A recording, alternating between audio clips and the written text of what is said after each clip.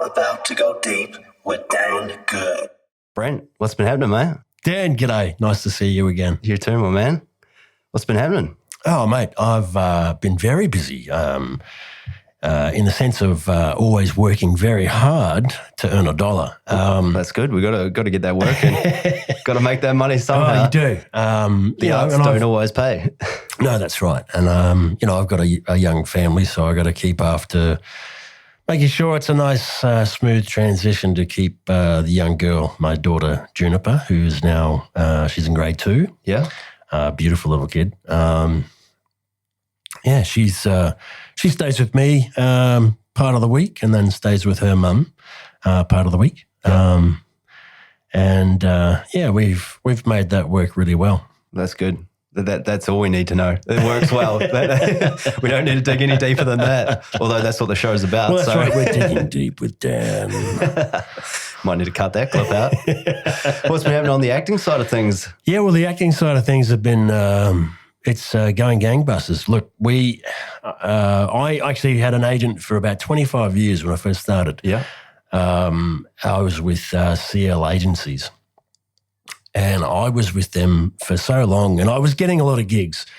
And I think with time, as time progresses, most content now has changed. Yeah. It's more diverse. So, once upon a time, I was the go-to dad or the go-to young buff with a can of beer. Now, diversity, I think I hit the bottom of the list.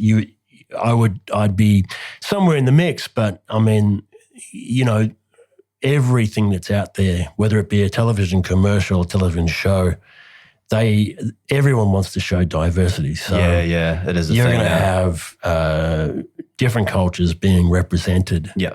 And as far as the middle-aged white male, you're sort of the bottom of the list. Bottom of the list now when you used to be up the top. Yeah. Yeah. I mean, it's great to have that diversity in film and, television and everything as well, with the ethnicities and everything getting established. It's great they're doing that. I think it's awesome, but it's like where they start changing roles to suit the ethnicities that they need to tick boxes and the numbers to get this funding and that it gets a bit swirly when they change characters around and things just to suit those certain things. Like if it's a film and it's the right character and it's the right person to play that's the art form, let them play it. Like it's written that way for a reason. I mean, there's some role changes that are good. Like sometimes they change genders, right, in some roles, and it just seems to work, it's fine if it works for the film, but it's like it gets swirly when they start doing it just to tick boxes. That's my only quarrel with it, so to speak. But look, it is what it is, isn't it? With cancel culture and all these things going, Me Too movements and all that, like the industry's had a huge change across the board, really, I guess. So it's one of those things where you find your way with it, don't you? Eventually it sort of syncs up and it balances out. It goes all the way with one thing for a while and then it just slowly finds the equilibrium there, and the balance. So, I mean, I'm all for it. It's just part of culture, isn't it, that we live in, the world that we live in today. So, yeah. I know when I first was studying, pardon me, I think I was always taught to say, always work on what you know, write what you know. Look at the characters that you can play, and focus on those. If you have five really great characters that you are great at, and you know that you're going to smash them out of the park every time, then do that, and then focus on those characters, and then try to get that work as those 5 characters to the casting agents, with people that represent you, and really push that. Yeah. And hopefully the door will open a little bit more. And of late, I've done a short film written and directed by Jesse Richardson, which was A Godless Country. Yes. It's gone gangbusters around the world. It's got heaps of awards. We've got... I saw 72, mate. I checked this morning. 72 awards. Yeah. I was gobsmacked. It's quite amazing. Yeah. I mean, it's great. I've seen the trailer. Oh. Yeah. And we actually had a screening here in Brisbane. Yeah. Which was wonderful. We got a little crew together, and people were in rapture about it. They thought it was just amazing. And I think with Jesse, he approached the affiliates that would help in these sorts of processes, but they kind of turned him away.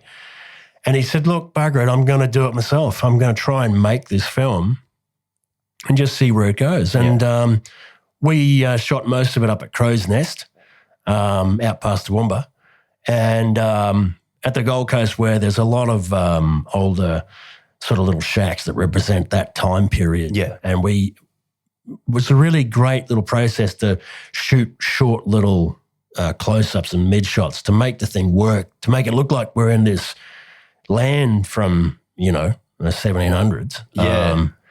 Was it 1800s? Yeah, 1823, I believe. Moreton Bay. Yeah. I did a little research this morning. Pardon me. It was just amazing the way it was put together. Yeah. No, I thought it was amazing. The scenery, like it looked legit and everything, the way it was shot. And there's, some incredible wide shots there through the forestry. And as you're running after the, was it wetlands or forestry? Yeah. As you're running after the couple that you're chasing. And it looked awesome, man. The costumes looked great. Like obviously you had a old school captain's that's right. uniform on, like the red coats basically. The red coats are coming. The red coats. I have a great little story about the horses actually, and you don't really see much of the horses in the film, only that it's a really long shot, and we had to establish there was actually a fort in shot for some of that. And on the day we're in a big open field, and I'm on this huge horse, and it was great because Jesse called me and said, "Oh, you can ride a horse, right?" "Sure, yeah, no problem." "You can though, right?" Yeah, no problem." Get there on the day, get on the horse. Wonderful couple who own the horses down the track there. We went out across this field, and I realized that this horse that I was on started to slowly get spooked. Yeah. Quite quickly. Because then we saw blacks coming across, like the big blacks for covering the guys, because it was such a hot day. They used these kind of blacks over the top, and covered them. And the horse kind of saw these things coming at them, and then the horse's ears flicked down. Oh, no. And I was like, this horse is going to bolt. Any minute now, this horse is just going to take off. So I reeled the reins in a little bit and pulled his head round to his shoulder.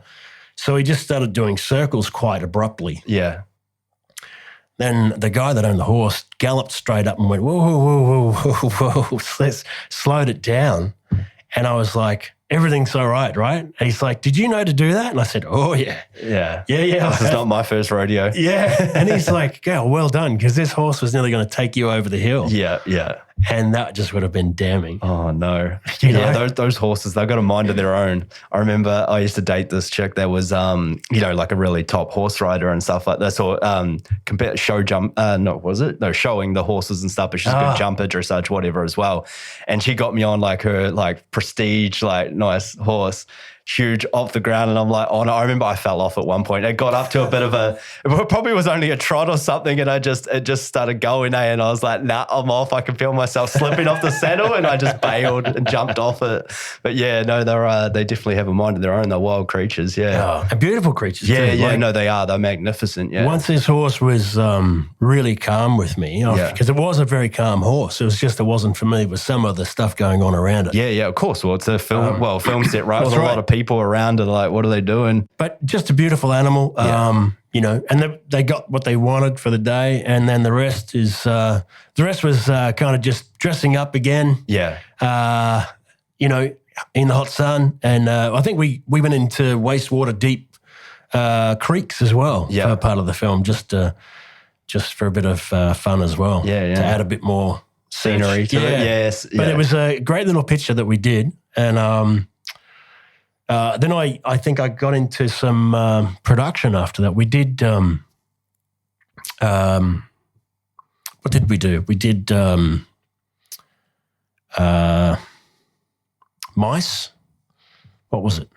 My mind has gone completely blank now. I can't that's remember. all right. Well, let's sit with The Godless Country for a moment, because I did have a few questions about that one. So I know, obviously, I had a look this morning. It had 72 nominations, like about 19 different either acting awards that were won, 15 camera awards. So it's quite a prestigious number of even film festivals that it was entered in. That's I think 4 of them were Academy Award winning, Academy Award qualifying festivals as well, which is a big deal as well. But I mean, so you won a Best Acting Award, right? Yeah, there was a few supporting actor ones. Yeah. And a few Best Actor awards as well from different festivals around the world. Yeah. Which is great because you kind of, when you win, I've been at acting for 20 years or something now, off and on, lots of television commercials, lots of little bits and pieces. Yeah. But really not kicked a door in, especially here in Australia. Yeah. But to come away with this little wonderful show and then people around the world recognising it and actually saying, hey, that's great, we love that. And here's a couple of awards. Yeah, getting recognition, isn't it? It's something you don't expect to have, but you probably do desire to have it deep down at some point. Why else do you get in this industry, right? Like, yeah. I mean, at the end of the day, you want people to see your films, right? And go, oh, that was cool, evoke some sort of emotion in them or whatever that you want to have happen. But you want people to watch them, probably first and foremost, right? You put all this work and all this effort. There's so many things behind the scenes that come together with it, but you just want someone to watch it and hopefully appreciate it. And to get some sort of recognition like that and say, look, we love the film and here's an award, here's a little trophy for you. It's pretty cool, isn't it? It is pretty cool. I mean, honestly, I've never won any awards for acting films that I've been in have won awards, but which is a great thing in itself, I think, as well. But to individually get recognized, pretty cool. It is very cool. Yeah. Going back on my story of Mice and Men was the play that we did at Ad Astra. Yeah. Now that I can remember what it was. Okay, yeah. It feels like just yesterday. No. But that was a really great gig as well. We did that with Jesse as well, Jesse Richardson. Yeah. He directed that for us. Pardon me. Really great cast. It's such a small space in Ad Astra, and we worked with some wonderful creatives in that space, and I think it was just really well accepted. With some of the tricks that we came on stage with, there was where some of the lights would go down, and we were using torches as a search sort of process to look for one of the characters. Yeah. We had to make up sort of our own rifles and weapons, pointing them at the audience to kind of give that feel that we're still searching for this other character in the story. Yeah. But like evoking that emotion in those stories, whether it be theatre or film, to stay in tune to the story and really working hard to not upstage anybody. Try to stay true to the characters and get the story out. Yeah, as best as possible and as easy as possible, I guess, with great actors that you work with. I mean, you work off so many great people. It just makes you elevate and be better. Yeah, that's for sure.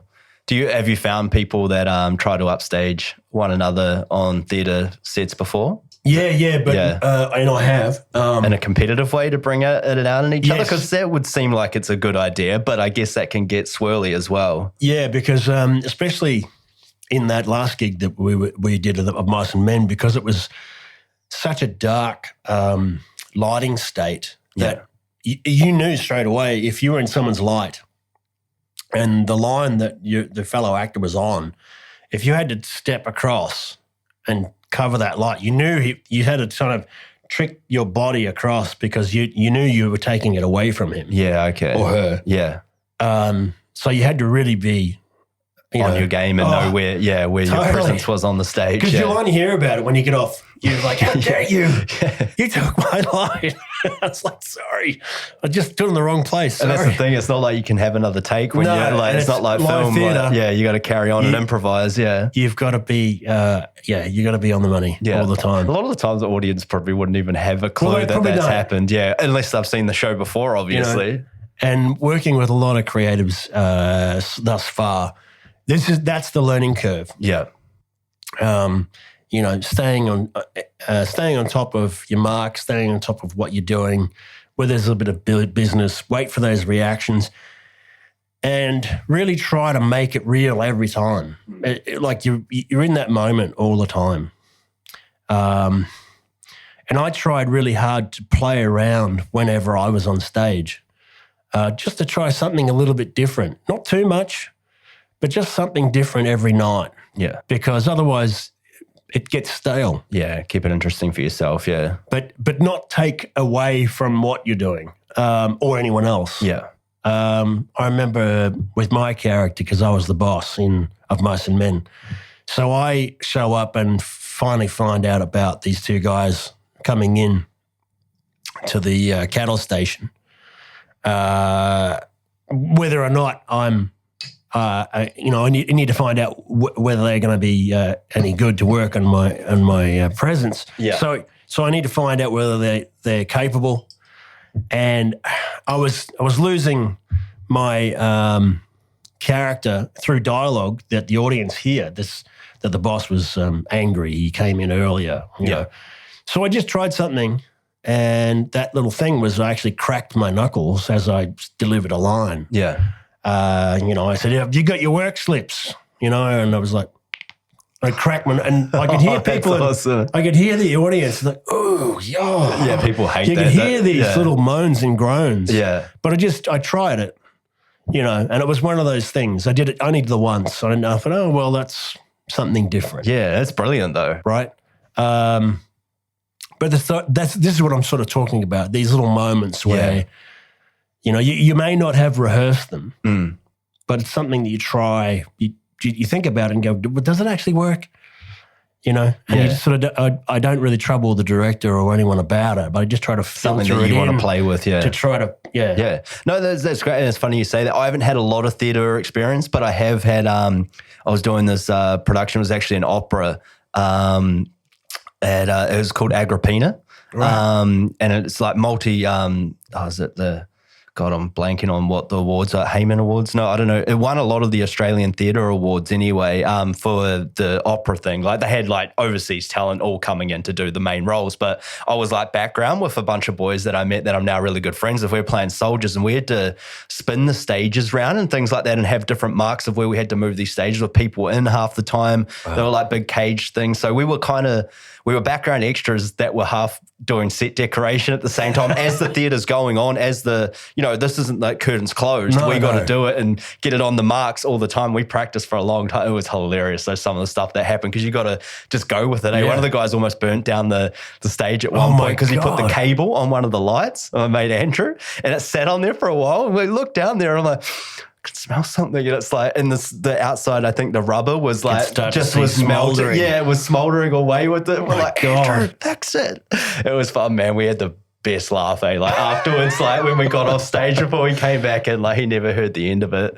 It was goddamn hilarious. But as you say, is like playing with little things there. Like we didn't have much to do. We definitely weren't the main light, but there was a couple of parts where we went up to get our, the old money bags with the money in it and get paid like in the old school way from like a pirate or something. I can't remember exactly, but and they started calling me money bags because every night I would hold it a bit longer when we go up and get our money. I'd shake the money and do a little grin to the audience or do something different, and it was getting laughs like each time. And I changed it up, and it's like they started calling me money bags for that reason. But nice. It was funny because you're entertaining yourself and the guys you're working with, but you're keeping it interesting, trying to keep it fresh. Yeah. It's funny those little things. Yeah.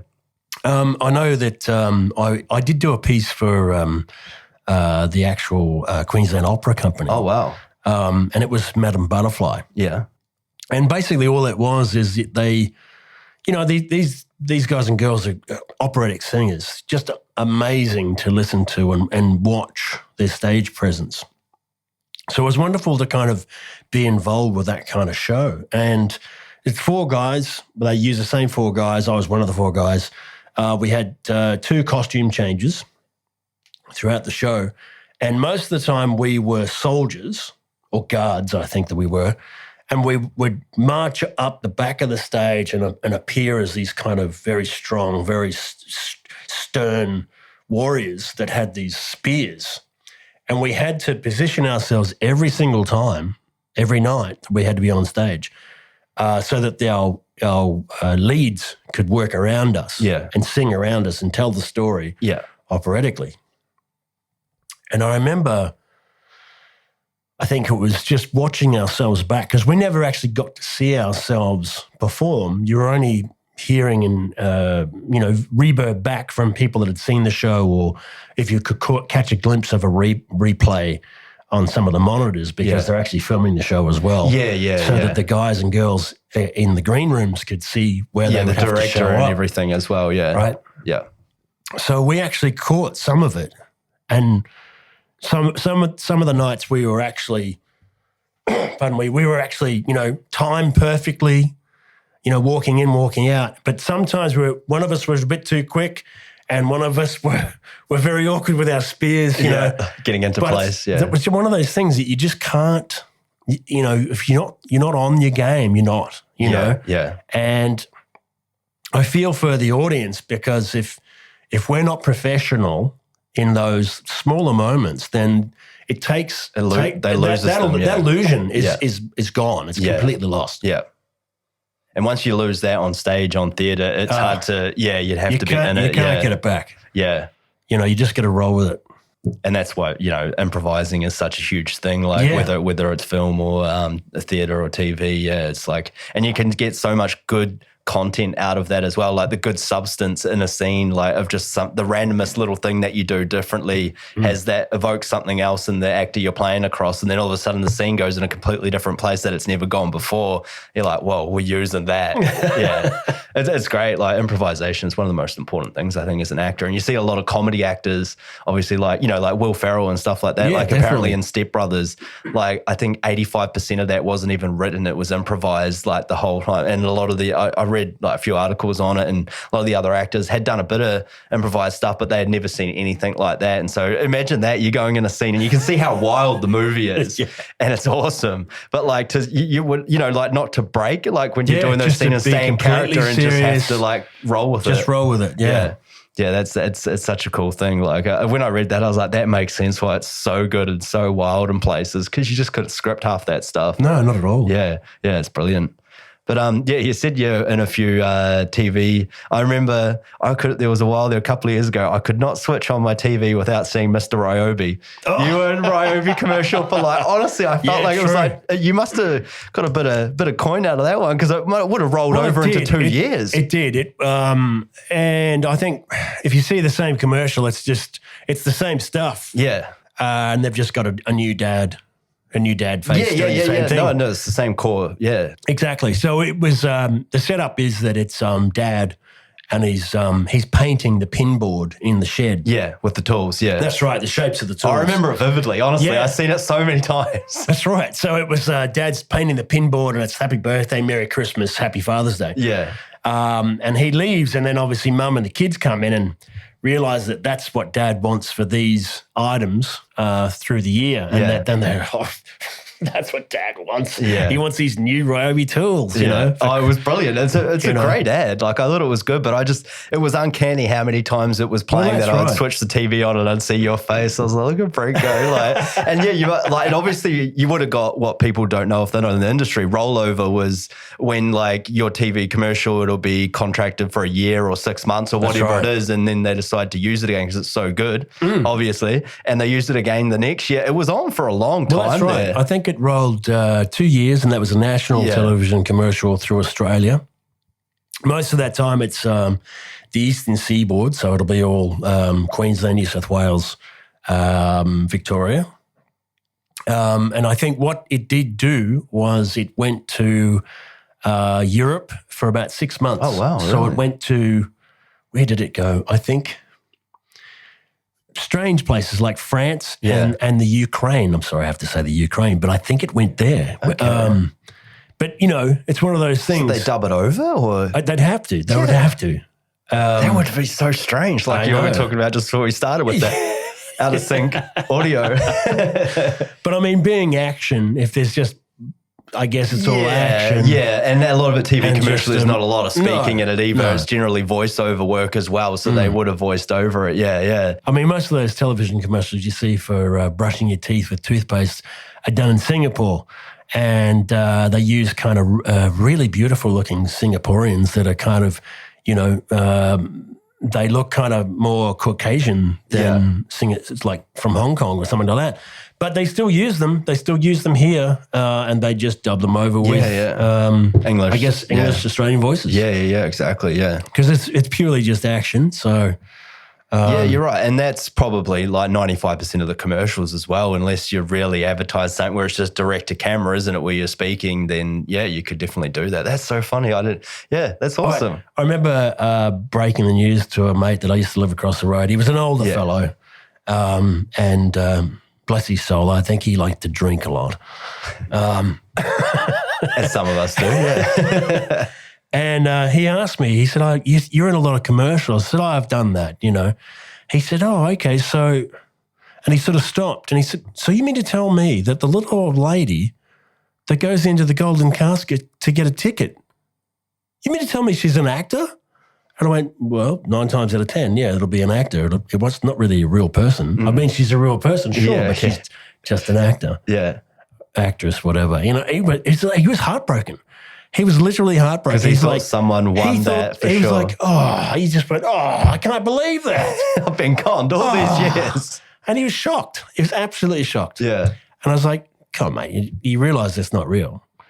But you don't, though. I think a lot of people don't until you're in the industry. There's that many things that you don't realize. Like, it's like smoke and mirrors, with the whole thing. It's, like you would think that this person is driving this car and like, like for Porsche or whatever. Yeah. And that's, look at him having a great time when half the time they've like set a camera out the window or green screened it and shot it in a garage.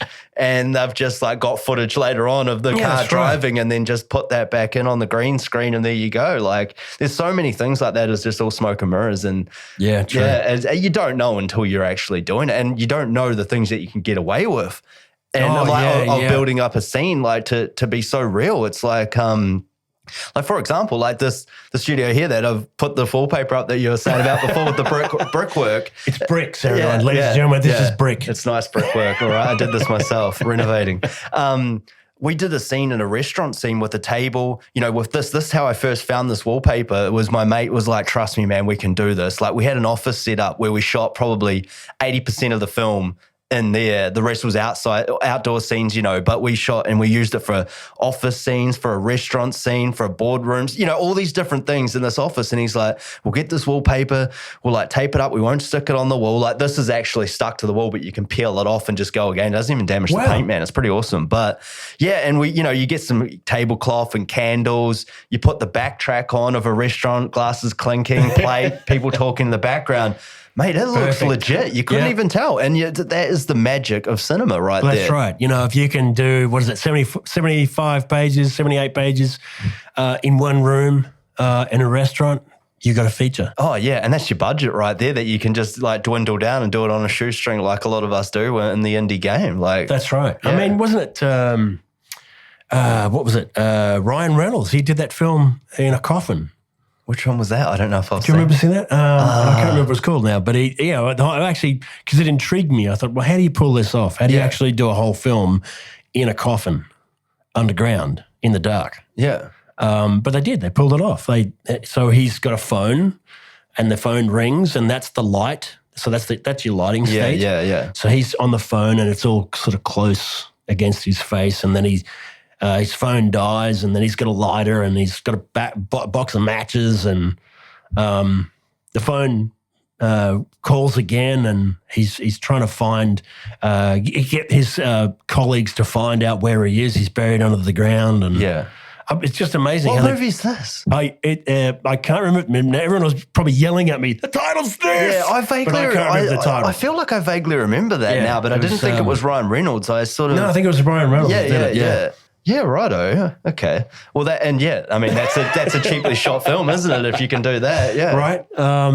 But this is the stuff you got to do to try to, get into more more of Hollywood, more of Australian stuff. Yeah. I guess. You've got to. For us, I mean, we've got to be in television shows here in Australia, or we've got to hit the ground in some sort of Netflix show where you've got a body of work that you can still say, well, I've in this. Oh, okay, great. Well, we'll see you for that as well, And I find that that's where I'm at the moment. I'm still trying to kick that door in to say, what's the body of work you can do, and how good are you? Yeah. How professional are you? We want to see you. And I still get auditions without question. Yeah. I remember trying out for Jiminy Cricket, the voice of Jiminy Cricket for, I think it's the Disney Pinocchio. Yeah, right. And I saw a quick blurb about that. I think Tom Hanks is playing Geppetto. Is this new or a new? Yeah, brand new. And to the traditional Disney Pinocchio. But yeah, I literally tried out for the voice of Jiminy Cricket. So there you go, everyone. Yeah. And I didn't get it. So, yeah, I was going to say, you couldn't say that if you got it. So, yeah. Actually, I may have seen that he was going to do that, and I could see him playing that character as well. Right? Yeah. I mean, like he was, we were talking about before the podcast, the Elvis film that was shot here on the Gold Coast, and he's playing the manager of Elvis, and he had a whole fat suit on. I don't think he put that weight on, but he had a big fat suit on because I saw him because I was on set for a bit of it. Yeah. And it was just, you couldn't really, you could tell that it was him. And when his voice comes across the speakers when he's talking, you're like, wow, that's Tom Hanks. It's such an iconic voice. Definitely, yeah. Forrest Gump, so many good films that you grew up with or, that you've watched before. And just, tremendous actor. And he just seemed like a real cool guy on set and everything. And it's just, it was awesome to see him in action. Not that I got to see much of what his acting was. It was mainly Austin Butler, who's playing Elvis, that I got to see because it was on-stage performance type thing and him talking to the crowd and stuff like that. So it was a lot of that. But he seemed like a really cool guy and obviously someone that's coming up. And when that film drops, could quite well be nominated, I would say. It's sort of one of those genres of film and such an icon being Elvis Presley that, you're right in line for a sort of Oscar noms and things like that. Yeah, exactly. Especially costume. Costumes were amazing, yeah. Costume set, all that kind of, because they've really married imagery of Elvis's life. Yeah. Especially in the trailer. Elvis, particular parts of Elvis's life that everyone's pretty familiar with. Yeah, okay. Because it was kind of like really standout performances, like him on Ed Sullivan and him in Las Vegas. So those performances, I know for a fact when I grew up and Elvis's was everywhere. Yeah. And those performances were stuck in my head as a kid. And everyone in those days back in the 70s was like, Elvis this, Elvis that. It was just, you either love Elvis or you like the Beatles. That's how it used to be. Yeah. Right? But this film I think is going to be groundbreaking. And it's, for Baz Luhrmann, congratulations to him because he's, basically self-produced this thing himself, brought it to Australia. Kudos to him because, I mean, without women like himself, creating these projects for the rest of us tiny little actors, then we don't get a slice of the pie. Yeah. And then that's that huge knock-on effect. Everyone has a piece of that. Yeah, for sure. From, wardrobe trucks to guys on the ground, guys and girls on the ground, camera crews, food and beverage trucks. The whole. Yeah, you employ a lot of people when you bring a production of that scale to somewhere like Southeast Queensland, because I know they had obviously a lot of the studios they were running out of and a lot of on-set location stuff, and there's so many people employed by that, hundreds of people employed through that you don't even see as well as the on-set. But that was the thing about the thou shall not be spoken, the thing that we've been going through the last couple of years, that it brought a lot of productions to Queensland because Queensland was relatively shut down and locked down, and they were able to do productions here under protocols and strict stuff. But That's right. There was a lot that came here to film, and to the point where they're using these A, B, C, and D sets, crews and employing so many crew people to put these things together, you know. I can tell you for a fact that when COVID was pretty much out there, and still is, and we were all still wearing masks and everyone was, you know, completely scared, frightened. Everyone was scared about it. The whole hand sanitizing, you know, self-distancing, all that kind of stuff. And how do you actually film a production on these kinds of protocols and guidelines? Exactly. Yeah. Right? But they figured it out. Yeah, they did. They tried to figure it out. They made sure that everyone on set knew when you're on set, you wear a mask, and when you're on stage or on set, you're allowed to have your mask off. You perform, and they call cut, mask goes back straight on. Yeah. Then there was washing the hands, sanitizer everywhere. I actually was involved in bringing the cast for Young Rock from the airport. Yeah, okay. So I was called in. It was me and another guy. They asked if we had understood protocols, and we still hadn't had our shots yet. Yeah. This is way in the early days. Because we couldn't get vaccines here.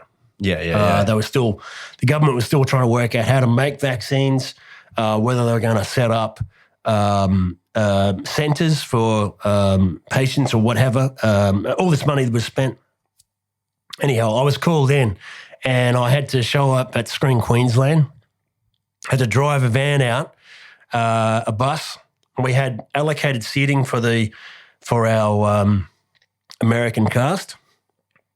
Everyone had their own name on their own seat so we could self-distance them. Yeah. I think I showed up at the airport and I sat in that van for 4 hours before I actually got eyes on the cast. It took that long to get them from the plane, through customs, through all the protocols, to get them to come onto soil so we could ship them to a secret location in the valley where they were quarantined for 2 weeks. Yeah.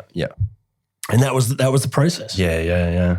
For the cast of Young Rock. Yeah, hats off to them. Yeah, I was on it a couple of times, like just here and there, extra stuff. Yeah, it was good to see they kept running through that. Yeah, they were coming through the height of it. And was that first season? Yeah, and second season recently. Yeah, as well. Yeah, definitely first season. Yeah.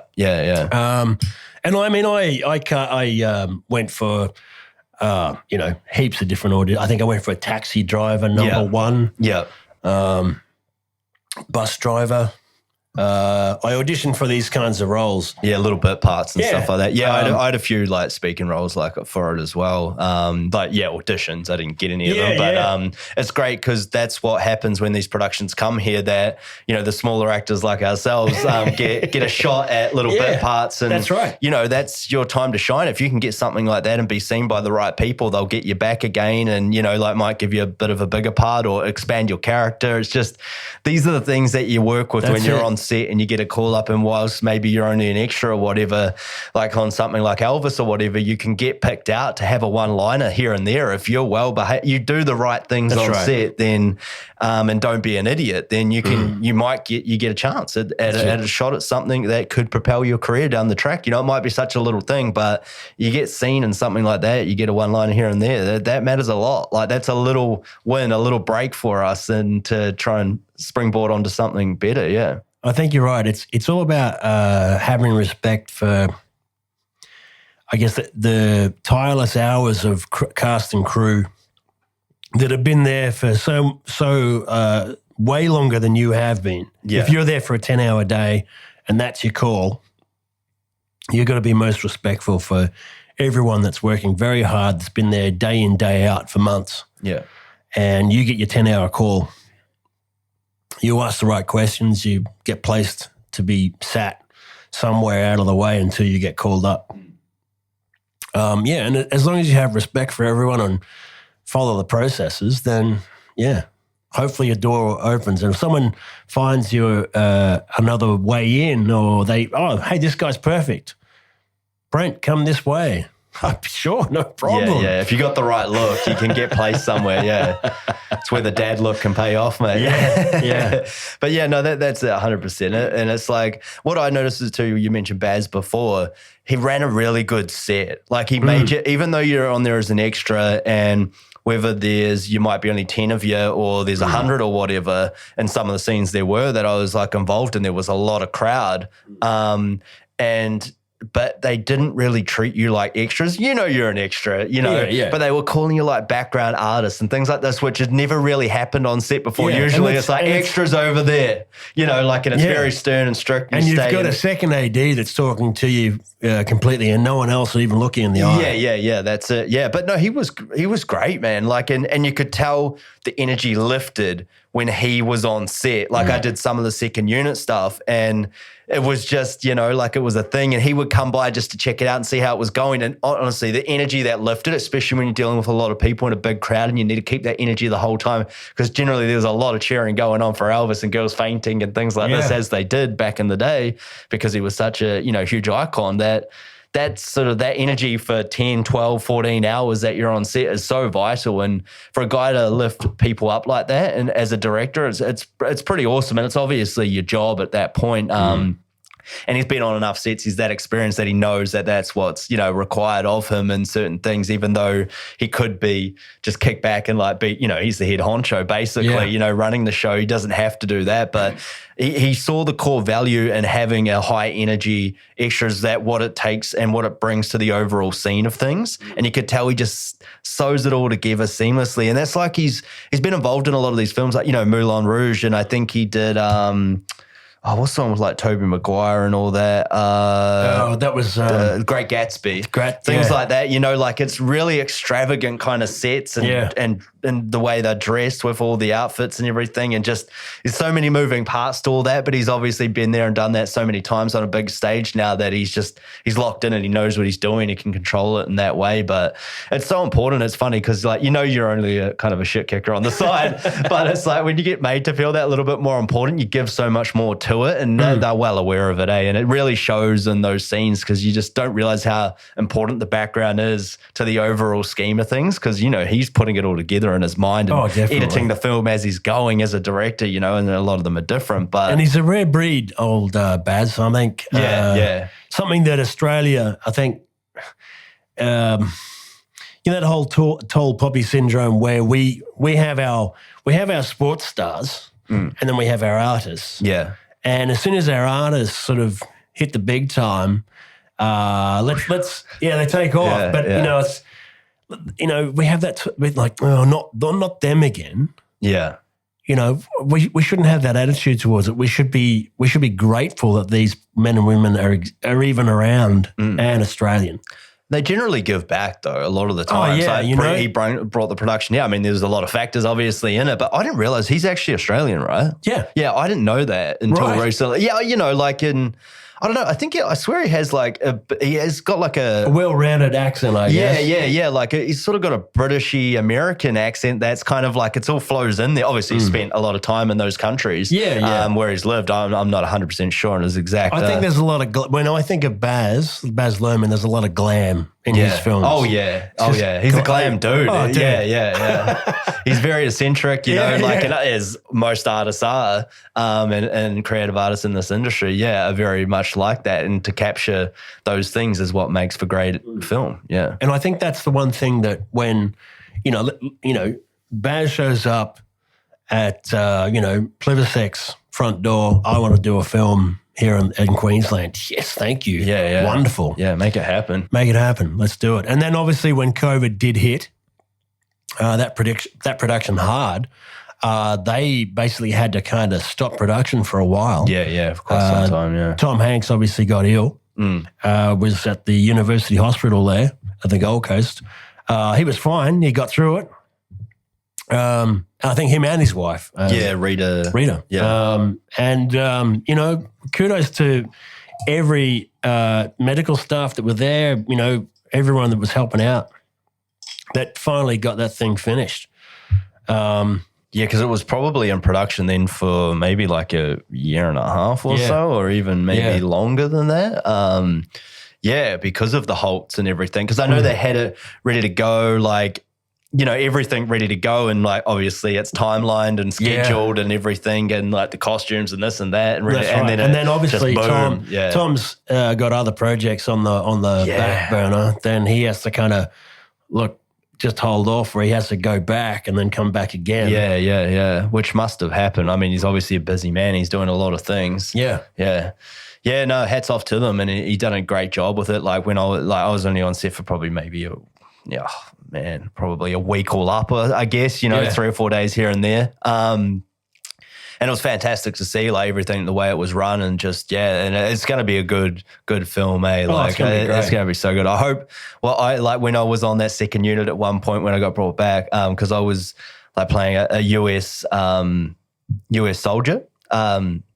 But it was like back in the day with the whole white uniform, you know, and it's a thing. It was cool. But I got asked to do, I actually ended up doing some stunt like work in it. Oh, cool. Like, I don't know, you know, it's definitely stunt work. I got like, but I'm, you know, like I'm not a qualified stunter or anything. Like they just asked me to do it. Just do this. And because I was there and there was a few of us in that uniform, but for whatever reason, they got me to do it. You know, like you do what you're told, you do your thing. And I got asked, oh, can you do this? Can you do that? Oh, can you do that?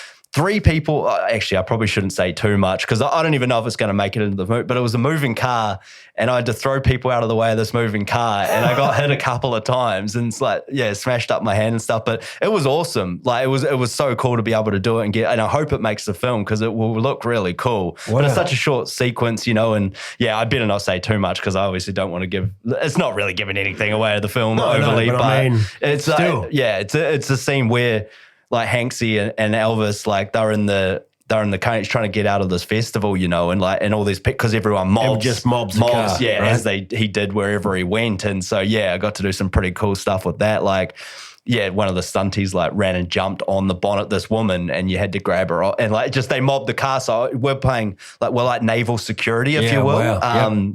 So it's like it's pretty cool, man. But I better not say too much more because I want it to make the film if it does or it doesn't. But it's cool to just do something fun other than what you normally do as an extra on set or whatever. So other than Elvis, what else have you been working on? Man, lately, just I've been doing a lot of auditions, you know, for things. Yeah, it's I mean, you know, it is what it is. I haven't landed the majority of them.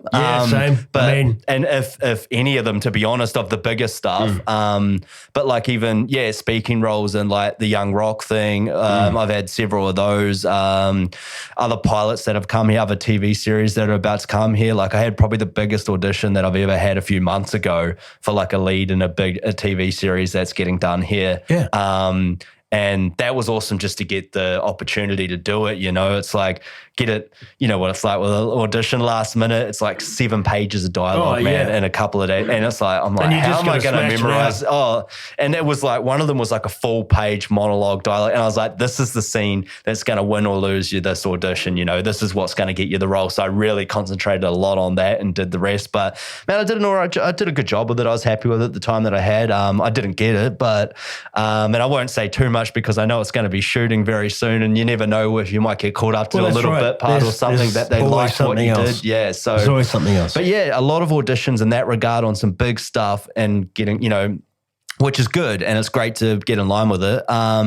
But other than that, man, I've just been doing a lot with the podcast and stuff like that. Acting's, I wouldn't say it's taken a backseat, but it's definitely something I've focused on over the last like 2 and a bit years of getting this going and up smoothly running and everything and just, you know, getting great guests on and things like that. So it's a beast, you know, as I've said on other episodes, you know, roughly it could be like 10 hours of time that I've spent on each episode to get it out there. So you just hope people listen and watch to it. Yeah. But so there's that. And well, I mean, other than that, I did this series like up the Sunny Coast, based on the Sunshine Coast. It's Hard Knock Life. Right. So I did that a couple of years ago, though, the first season, so 6-part season. It actually got picked up by Amazon Prime in the US. Oh, great. Yeah, it was really good. And a couple other streaming platforms like Plex and Tubi. That's still on there now if you want to watch it.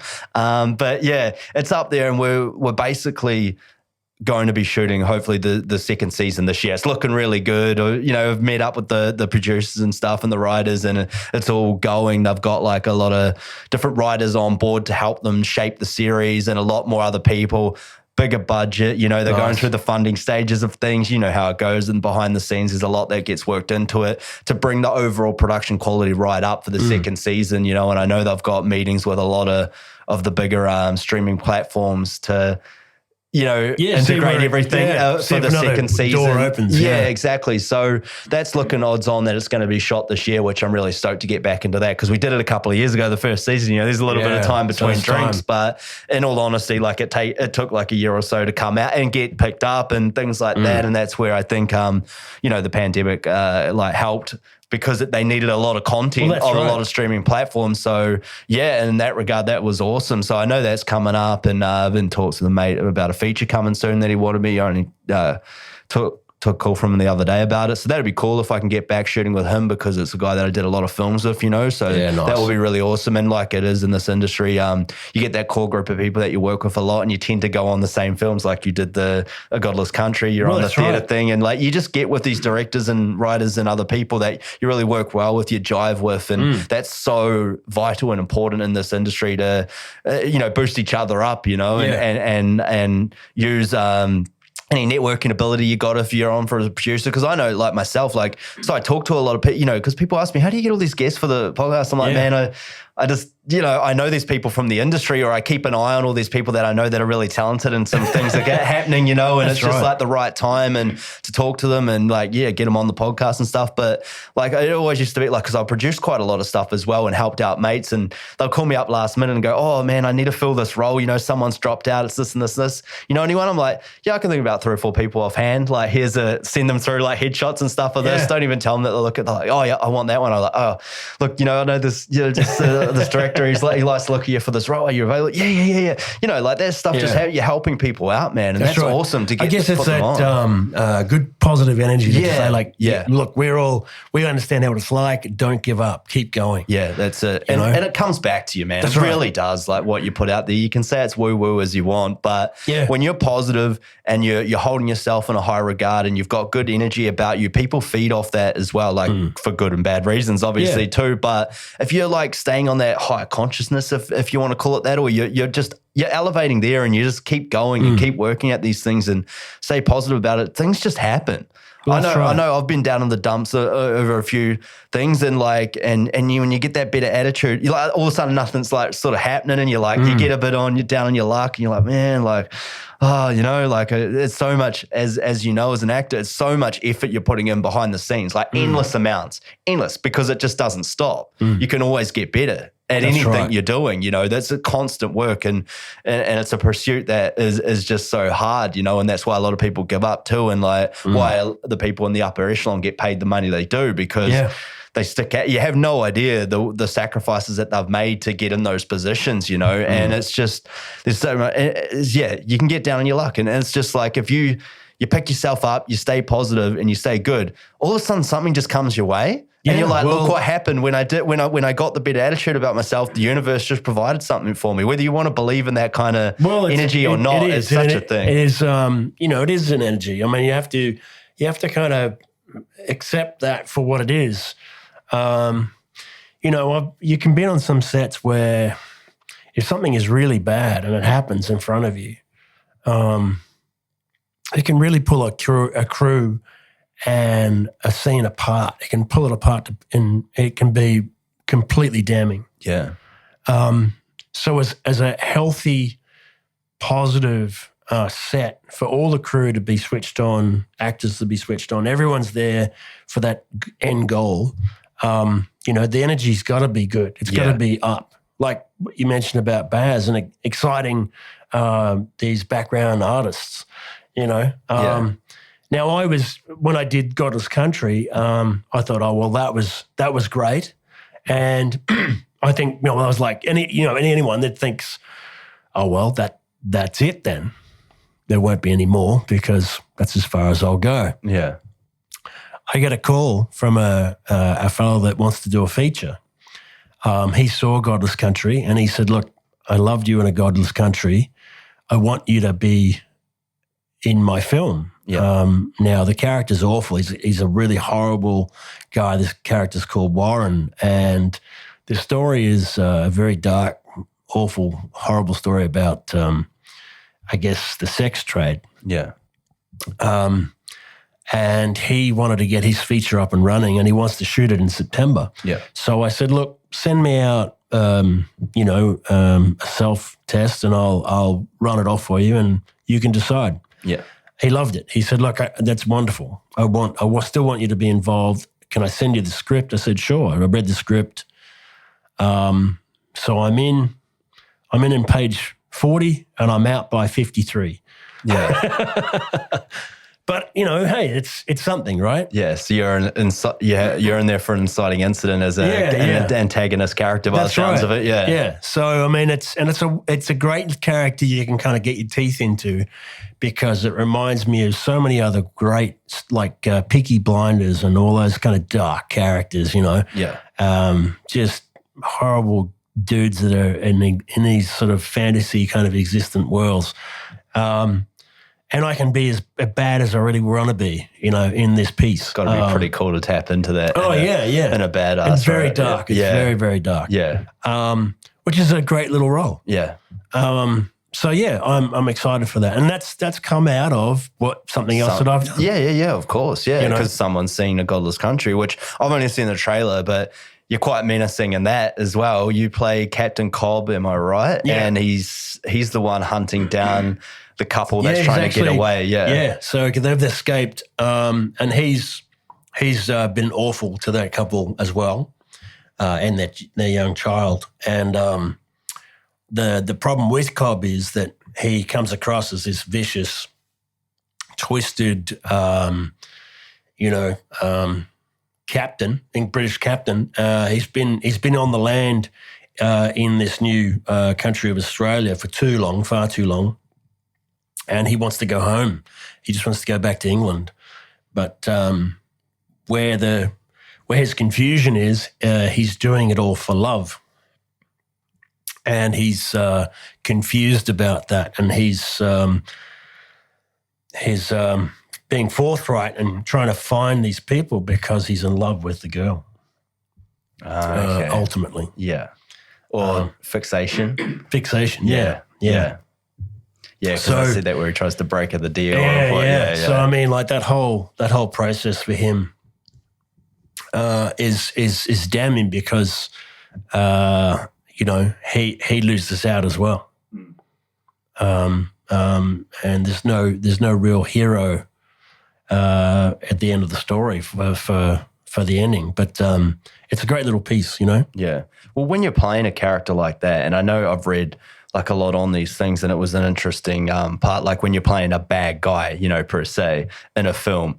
But they don't really see themselves as a bad guy, right? They have an objective and a life that they're living and a purpose, and they're going for that, and they don't necessarily see themselves as a necessary evil or anything. They're just doing whatever means necessary to get what they want, right? And sometimes they cross a lot of lines in the path of that, and they don't really realize it. So when you're taking on a character such as that, how do you sort of go about that? Do you ever consider yourself to be a bully or a bad guy in that sense, or you just see that common objective of like what you're trying to get out of it? Like, how do you approach something like that? For Cobb, it was always Cobb wanted to get out of that world. He tried every single thing possible to get out of that country because he was stuck there. And all of the seniors above him were telling him that that was his job. He had to make sure that convicts had to stay on the land, to work, to farm the land, and to, hold anyone accountable that wasn't going to do that. And then for Cobb to still strive to do the right thing in his position still couldn't satisfy his seniors. So it was this awful circle that he created, this horrible thing of him just chasing his tail. And his objective just became a pipe dream. He saw his goal, but he could never achieve it. Yeah. So it was just that awful, damned world that he had lived in and got stuck in. So through the course of that particular film, you find out that he's basically, he adores this girl, and it's not. She's already married to another guy that's convict there, and then he tricks them into believing something else with the daughter, and it's all revealed at the end of the film that he's actually just a rat bag. He didn't want to save or help anybody. He just wanted to have her. Yeah. And it just causes this awful climax at the end of the film. But yeah, so it was one of those weird things. It's like you say, he doesn't see himself as being an evil person. Mm. No one gets up in the morning and says, you know what, today I'm going to be an asshole. Mm. Except maybe Putin. Probably Shouldn't really joke about that, but yeah, there is some evil in the world. Yeah. There are evil in the world, right? But in common everyday world life, men and women, we try to be as pleasant to each other as we can be, especially for the sake of our children. We want to be a great role model for them. Yeah, and how to live in a world where there is a Putin. Yeah. So I mean, yeah. So for Cobb's character, he kind of got stuck in a very dark situation where he just couldn't see an end goal, and he came unstuck in the end. Yeah. So, I mean, for you then to channel that kind of frustration, anger and emotion and things like that, like how do you sort of approach the scenes with your acting? I mean, there's so many different ways. There's so many different acting techniques out there, and whether you're trained or not, or you just do the thing on camera, like the jury's out on a lot of stuff that's successful because everybody's got their own opinion. Where does your sort of background lie with all this and techniques that you use or anything in that regard? Well, there's a lot. You know, I studied down the whole road of the Stanislavski or Uta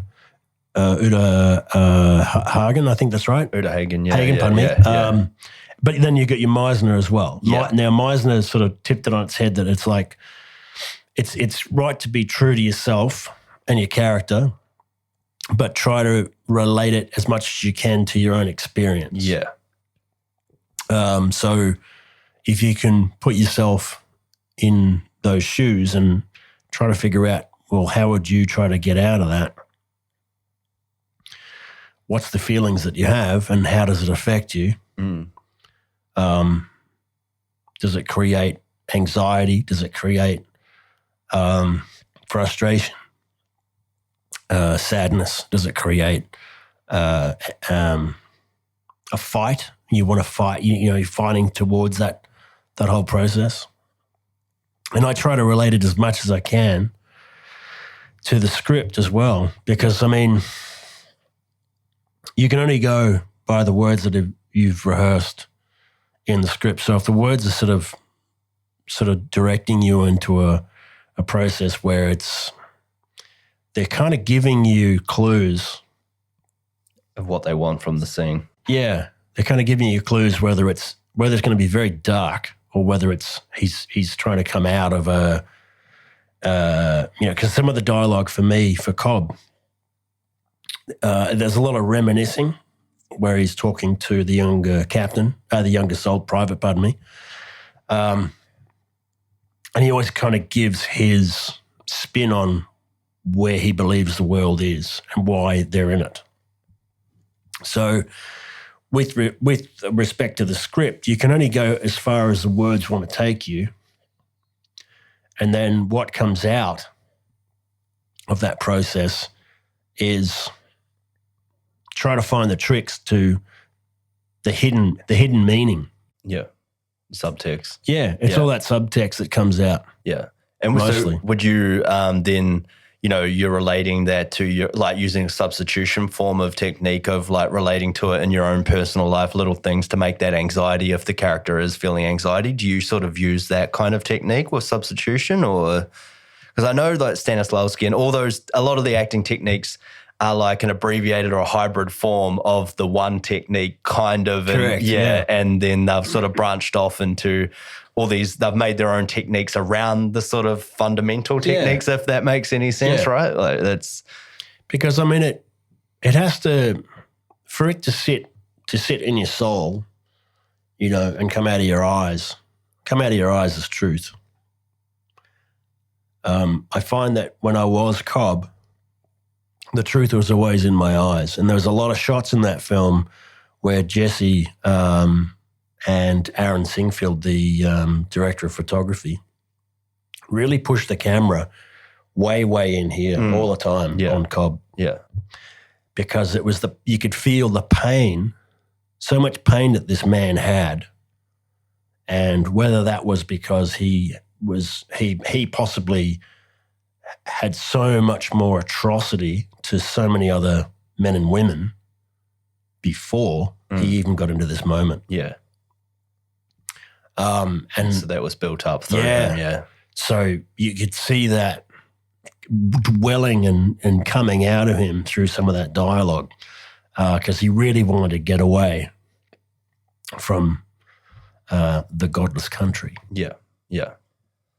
If you will. Yeah, no, it's great, and I know I saw some of those shots in the trailer that I have seen of like the eye, like, you know, I could see that anger and determination in his eyes to chase this couple down over the landscape. Yeah, it's a great technique to use to get into the emotionality of the character, right? Is to shoot it that way. Yeah, and the eyes are the window to the soul. So it's just, and again, it's like because of the circumstances that presented themselves with this group of people, the country itself actually became a character. Yeah, okay, yeah, that's a good point. Yeah, it's the harshness of the land that was either stopping them from succeeding or not.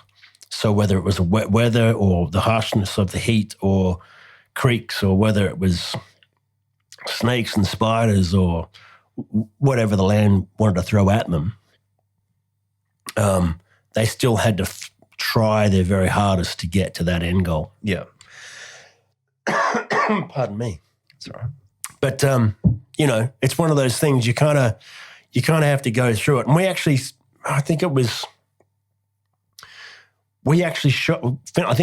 shooting that thing just before COVID hit.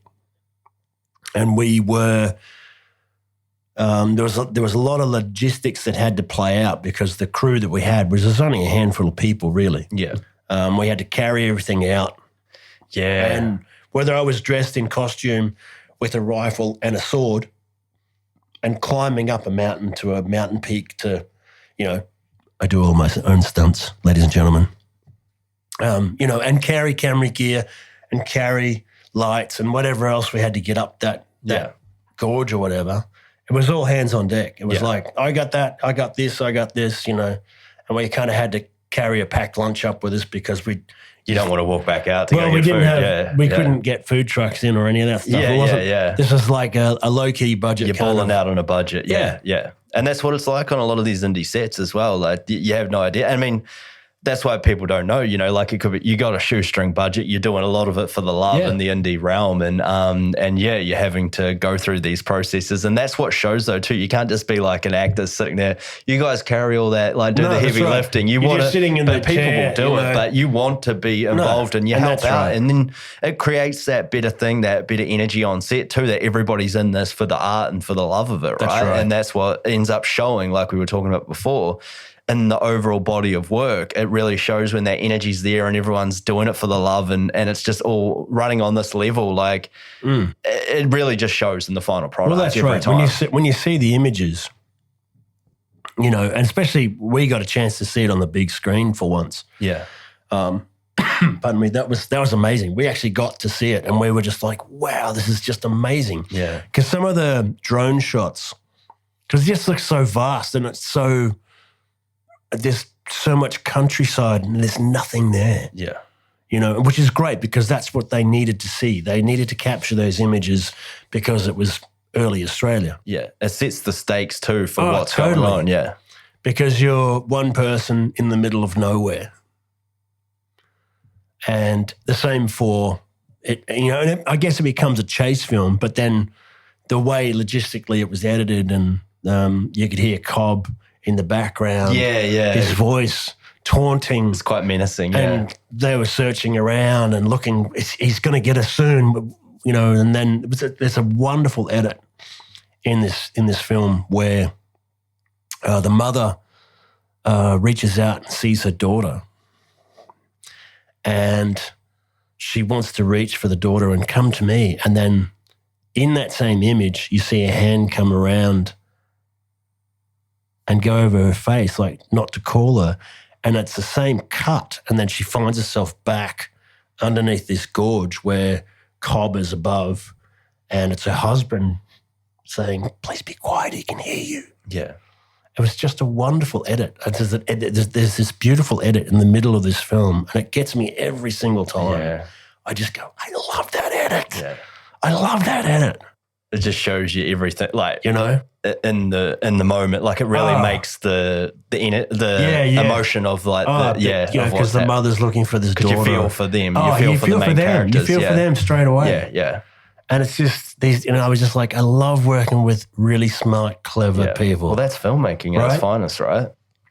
I just love working with that sort of heightened sense. You just go, you guys are on the money. You pulled guys, that out. Yeah. It's when you get like a really good writer and director, or if, you know, normally they're doing one and the same most times, and like it's like great substance. You're reading the script, you're like, man, this is going to be a good film. I'm so pumped to play this character, you know, to be a part of this. But then like it can change so much in the edit when it comes around to do that. And then like everyone's bringing their little part to the party, right, to make it an epic thing. And it's so cool when it comes together like that. And it's like, wow, I was not expecting it to be part to be that good, and that it provokes the emotion into me, even though I know what happened. I know where we shot that. I know all the things that went down. It looks so great, like what we did, like the overall vision and overall picture that they see. It's just quite fascinating sometimes to be in the mind of a director, and like they're like cutting the film and piecing it all together as you're on set, and you're like doing your part. You have no idea. No, that's right. And you see it, you're like, they get to go home and just look through the rushes and say, like, we filmed all this today. I love this sunset.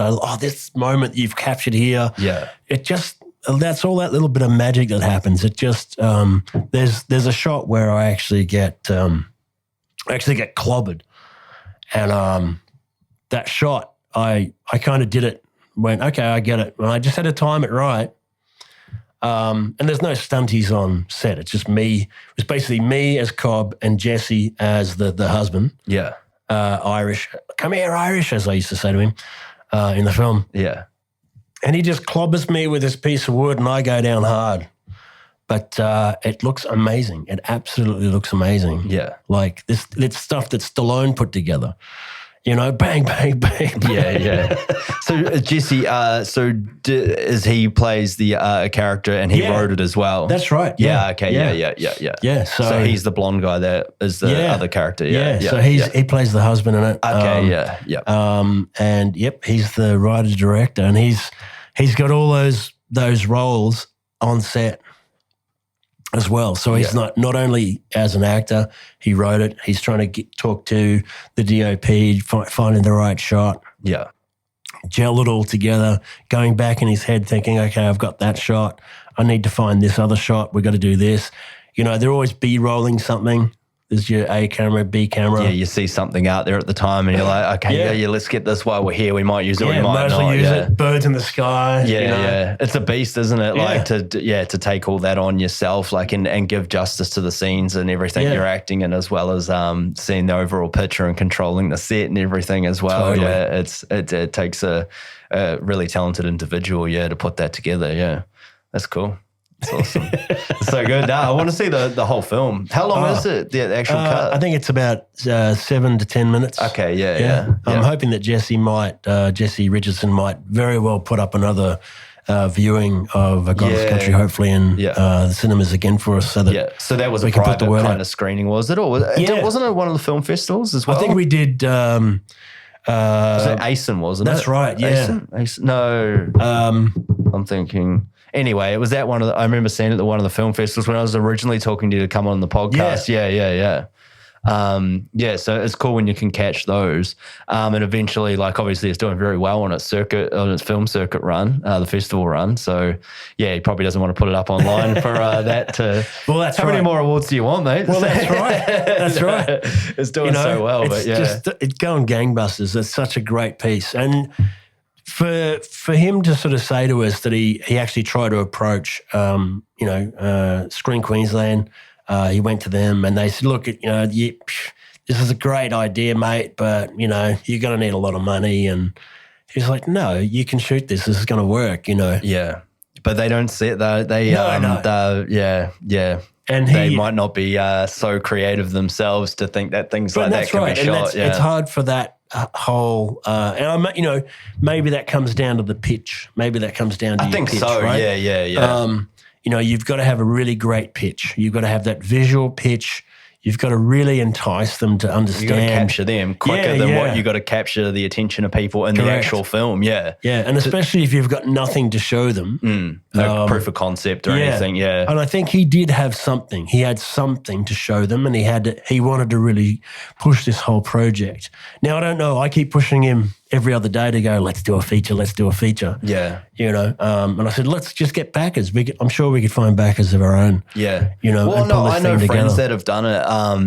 My friend, Ashley Jensen, do you know her? Yeah. Yeah. So, she's going to come on the podcast. She's doing really well, but done so much stuff herself with her. That's right. Yeah. Yeah, debut feature and a lot of the features she's done since then are getting like private funding and backing, which is lovely, to do the films that because she had a lot of trouble with, I think, Screen Queensland and stuff like that originally as well. Like, not trouble, just they weren't, they weren't doing a lot of stuff with backing people here and things like that. And I'm sure they back some people, and they can't back everybody as well. That's right. And then she just ended up, her and her co-collaborator a lot went out and did it themselves as well. Like their debut feature 500 Miles was great. Like I went and saw that. Actually, Chris was briefly in it that we know. Yeah. And that, So she's done a lot of things like that herself as well. And it's definitely there to do, but it's the hustle, isn't it? How much you want it. That's right. To get these projects off the line as well. And it's just you see the overall vision and the picture for it, but it's hard to get other people's imagination working in that regard. It's like, if you're going into their Screen Queensland, whatever it is, this is no brag on, nothing against Screen Queensland. They do a lot of stuff for the industry as well. And they keep pushing so much diversity. There are they've been supporting for Young Rock. They supported Baz. Well, everything that comes here. That's how they're getting the financial. Joe and Carol. Yeah. For Stan. Yeah. There's so much stuff that they have supported. Yeah, right? For sure. Yeah. And so let's not push the whole bag thing. Nothing That's not what we're here about. We're talking from the indie perspective as well. Exactly. And I think you got to, they might not have the emotion that the creative does. That's the one who has actually written this piece. And, to see the overall vision, you're like, oh, I don't know how you're going to get that. But when I watched that, just the trailer, obviously, I was like, I can see this being done on a shoestring budget, like you say, you get the odd drone shot to see the landscape. That's not that expensive to be able to do. A lot of people have the gear to do that and can fly a drone out there, whether you have a license or not, I don't know. But, you can do that out there and it just brings so much production value to the shots, and through the overall film. And then, as you say, there's only 4 or 5 main cast members in the film probably. And so that's not a lot. And then you're doing little things. You've got the DOP, you've got a couple of lighting guys, you got a sounder, you have a skeleton crew. Yeah. I could see how that could be made on a not very big budget at all. No, that's right. So, the story had ultimately in the edit suite, it evolved from something else. And there was a ton of footage that the guys didn't use. Because they wanted to show some conversation between the men that were being held captive, how other people escaped. And they reworked a lot of it to get the final cut that they needed. And that's most projects. You're not going to have feature films run from nearly 2 hours, some of them 3 hours, which is it's crazy. No, it's crazy, right? Yeah. I love it, but it's sometimes a little bit too much, right? Yeah, there's a fine line. Yeah, and these baby projects that they cradle and they just need more and more and more footage. They need to go deeper into these characters. Yeah. You think, is it really warranted? They really cut back on a lot of stuff that they did shoot. And then obviously the story went a different way to present characters in a different light. And it is what it is now. So okay. And that's the beauty of filmmaking and, right. and what happens in the edit. And I mean, most of those things, like the budget is in post-production too. A lot of the times is like where, like you're sitting there with an editor and a color grader and all those things that it needs to go through and a soundy to, to do the post-sound and everything. And that's where the money tends to go, I know, a lot of the time. And that's exactly what it was. Yeah. Because the production just finished filming when COVID hit. So Jesse Richardson, the director-writer, had this thing ready to go. So then he said, okay, well, I've got to find a great editor. I've got to find someone that can do a little bit of ADR and possibly good color graders. And then what happened was that all these people couldn't work because COVID was on. Yeah. So he had all these professionals sitting at home and he put the call out and people were just contacting him saying, well, I'm not doing anything. Yeah. Can I have a look at it?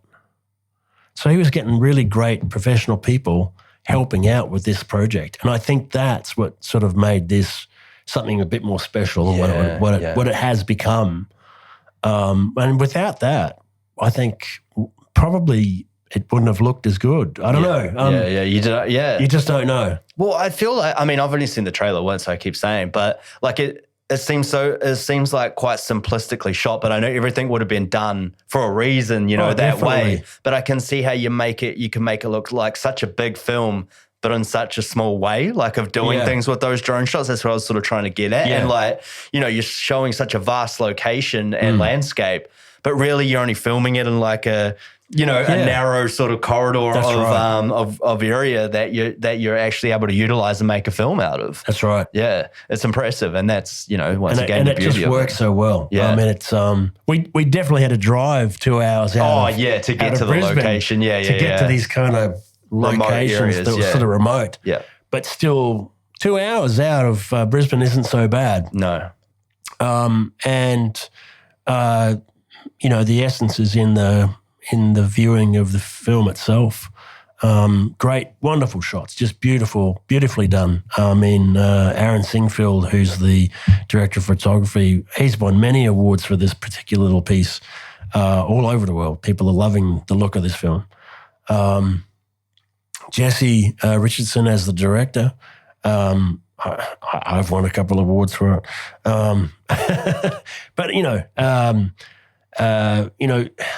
it was a wonderful experience, and I'm hoping that the next project that I take on in September is just as amazing. Yeah, working with some really great people again, and I think that's the thing with film. There's a lot of passion when you're working with these guys and girls. They come to you and they tell you their sort of heartbroken stories. Yeah. Where they've been let down. It happens, yeah. And they basically bring you on side because they say, that's not going to stop me because I know that you're great at what you do and I want you to be a part of this. Yeah. Because I know that if I have you, I know that we are going to be successful.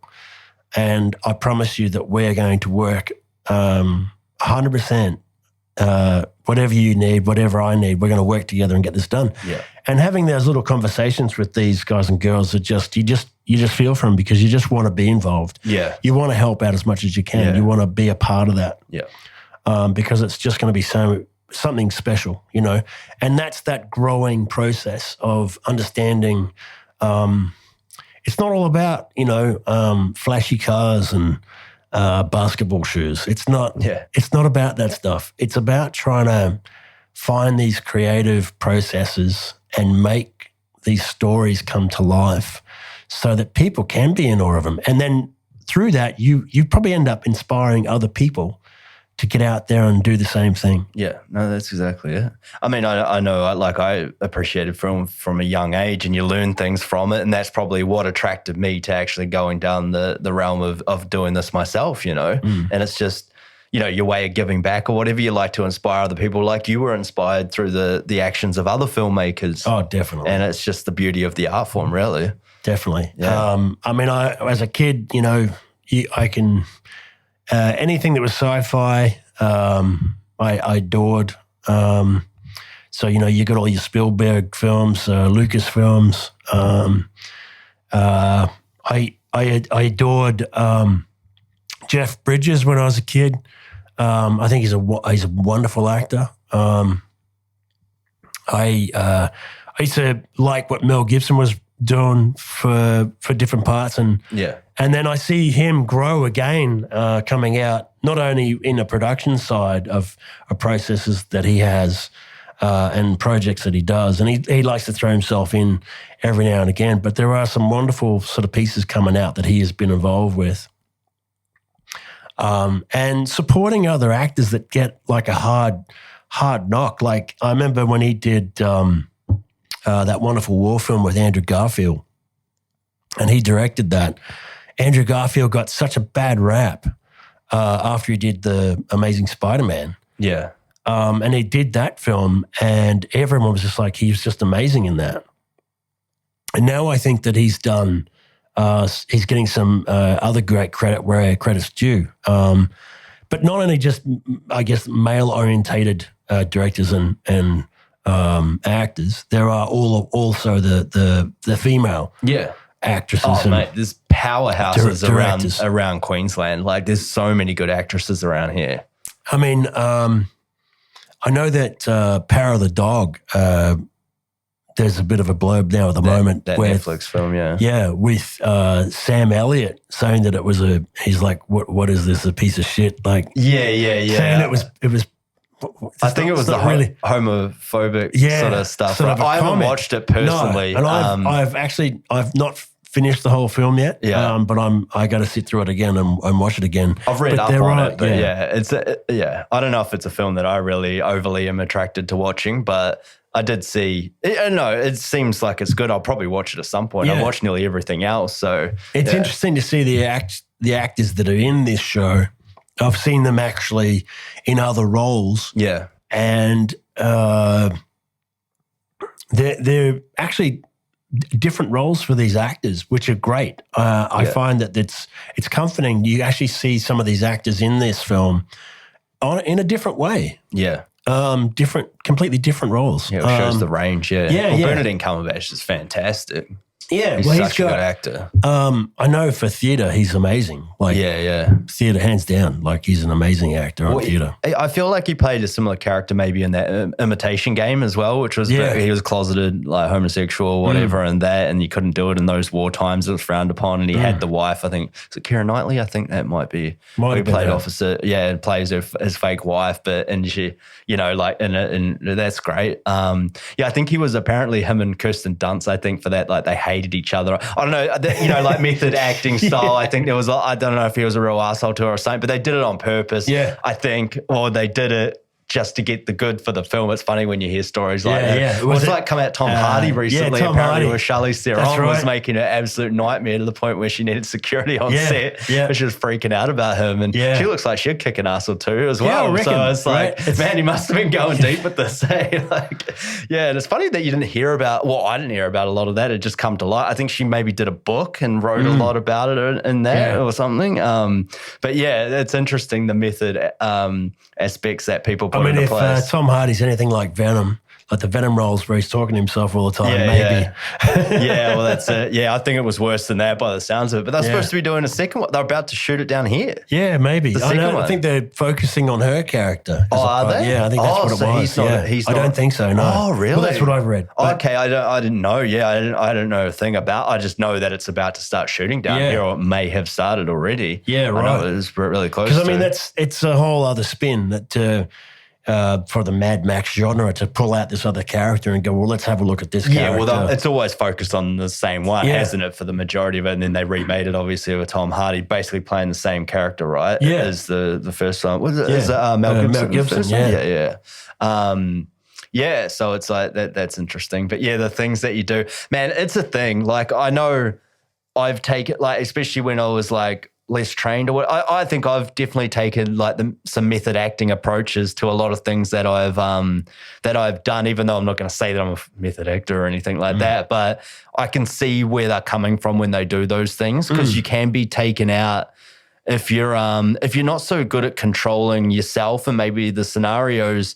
You can be taken out of scenes and character a lot quite easily by so many people around you that sometimes to get the realism in it, you kind of play that character all the time, or you stay in it there. Or you let things happen on set that maybe you don't normally necessarily would, or you don't, just to evoke some kind of emotion in you to like be able to substitute and play that character like that way. Man, I know I did a lot of things like that. I did a film once where it was actually a feature that I was in, and I was kind of sweet on one of the chicks that was in the set that I play alongside of a lot of the times. But she was really cool. We were really good friends. Like all of us, a tight-knit group, got on so well.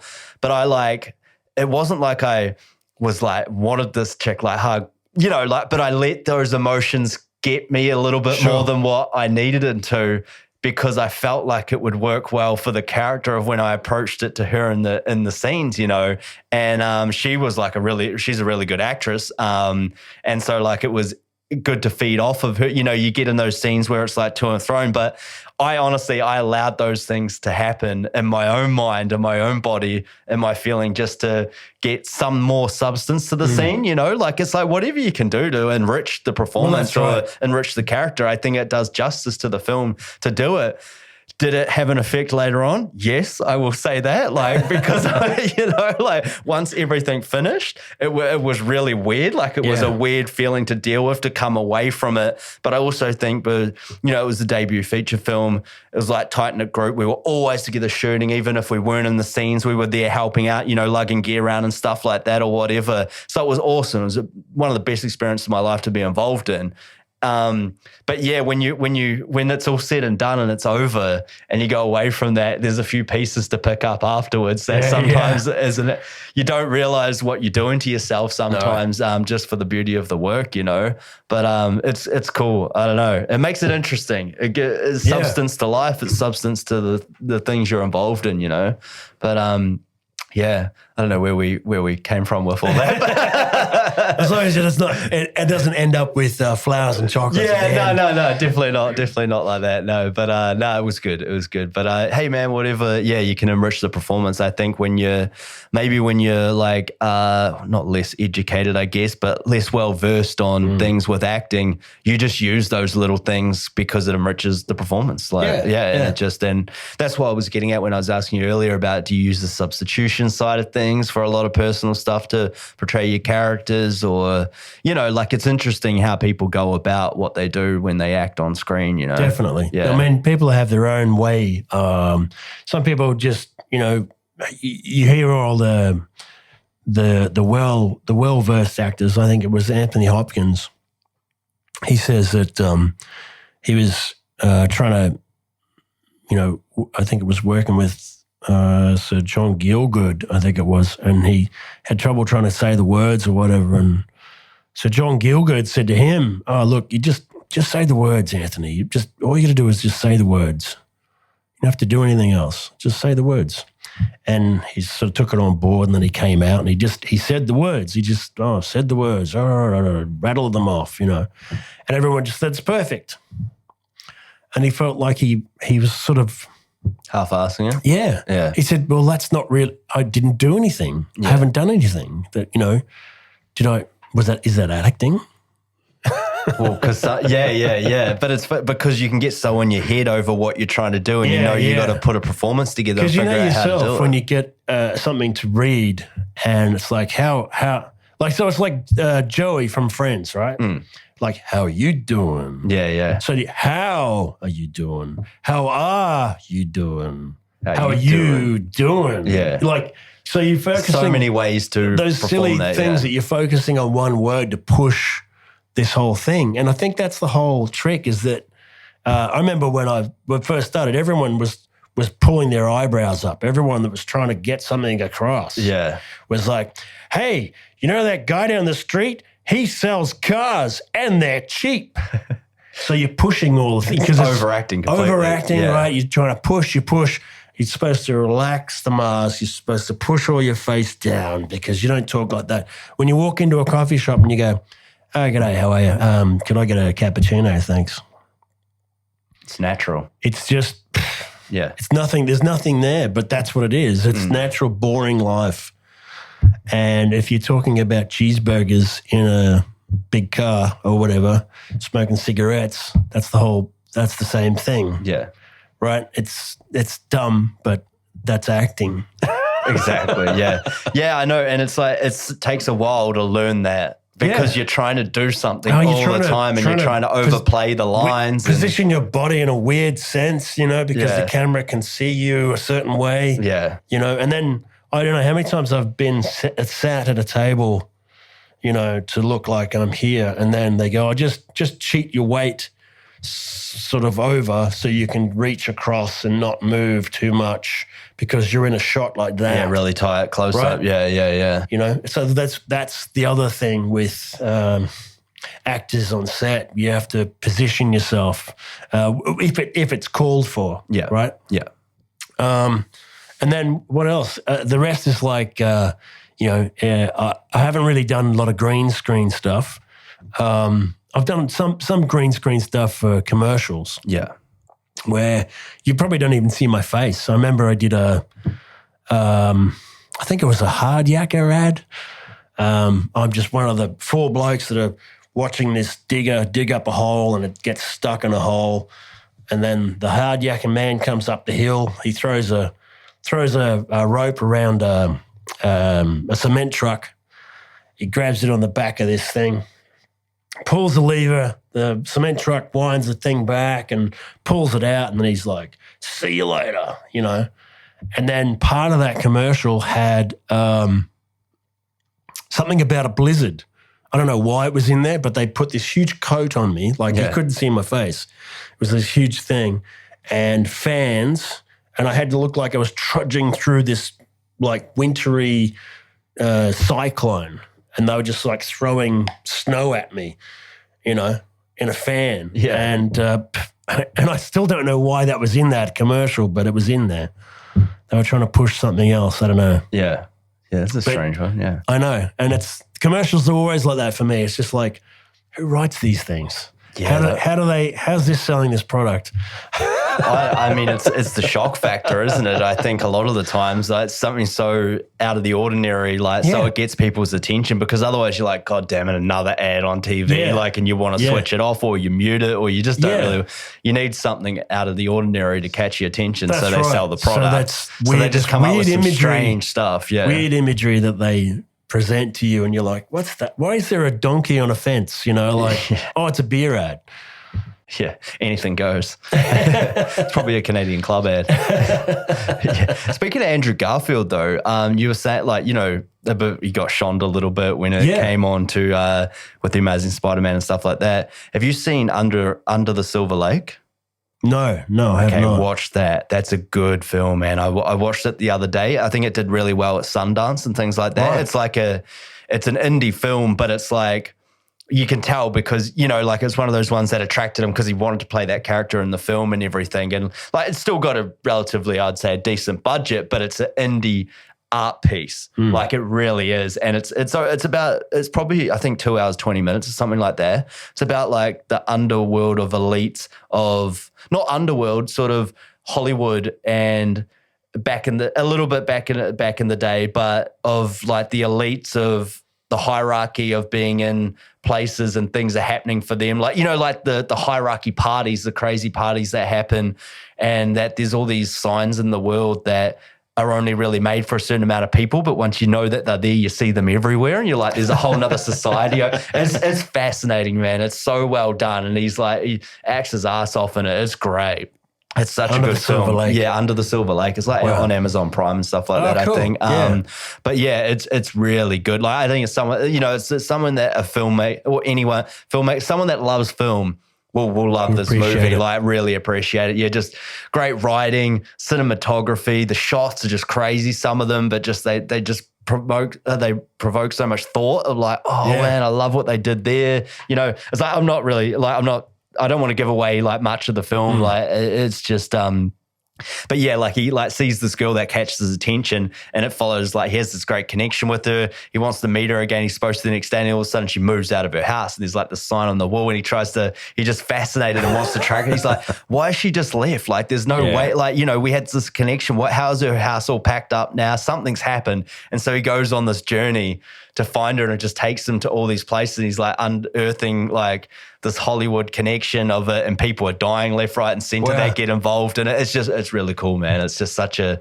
What happened to the whole indie scene? I mean, I remember in the maybe the 90s, you could go to Blockbuster Video or there was so many of them. Video Easy. I remember Video back in the 2000 day. or whatever. Yeah. United Video. Yeah, all those ones. Right. Yeah. And you could flick through whatever. You need, I've not seen that.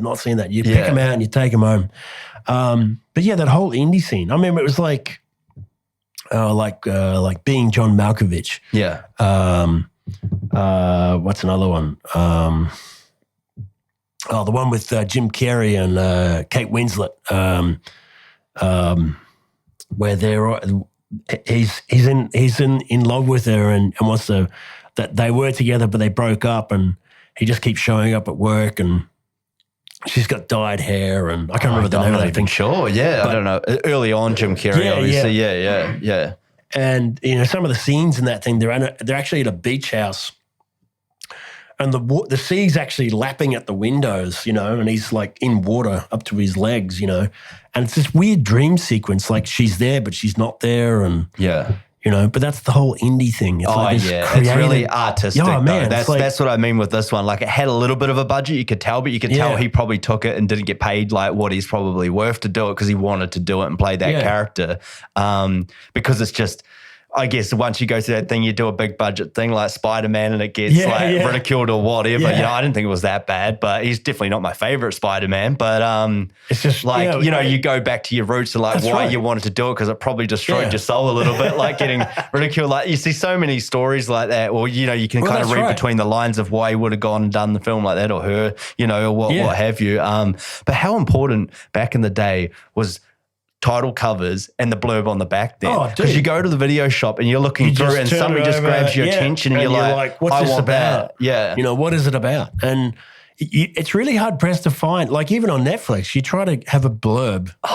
The blurbs and some of the... They don't give you much. There's not much at all. And you can kind of sit halfway through with it and you go like, this is rubbish. What am I pick this for? Oh, so you spend another hour. So much crap. Yeah. Spend another hour trying to find something to watch. Know. It was because it's too much selection. They're giving you too much. It's like when you're shopping for something and there's 100 brands. Yeah. There's 100 different brands of the same thing. And you're like, they're all the same. I don't even know what the difference is between this and that. I'm just going to pick one that has the cool packaging that I like the look of because they've wrapped it up right. But it's probably not the best choice. But that's what I mean. Like back then, I remember looking at the covers and that's what sold you. Yeah, covers. And now, but now it's like, it's so... Well, you got little trailers. That's where they get you good with that. I tried to think about it when you were just saying about indies and stuff. It's like, were there even trailers back then? Because it wasn't that easy to see them. If you went to the movies, you saw the previews to a film and that's what got you, I can't wait till that comes out or it's about to come out. But now you're getting trailers 6 months before they drop, maybe even longer, you know, and teaser trailers and little things here. And I think that's what they do really well with those Netflix stuff, and that they show you like 30 seconds or a minute of the trailer and like you're like trying to, but you can generally tell if you haven't heard about this, you know, like, you know, it's probably not going to be great. Like there's been a few films that I've watched lately and normally I'm not one for turning something off. Like I'll find the good in a movie that I'm watching. Like I don't really have a lot of bad stuff to say about it. I'll find the good in whatever I'm watching, you know, and I'll give that kind of review as opposed to anything negative overly. But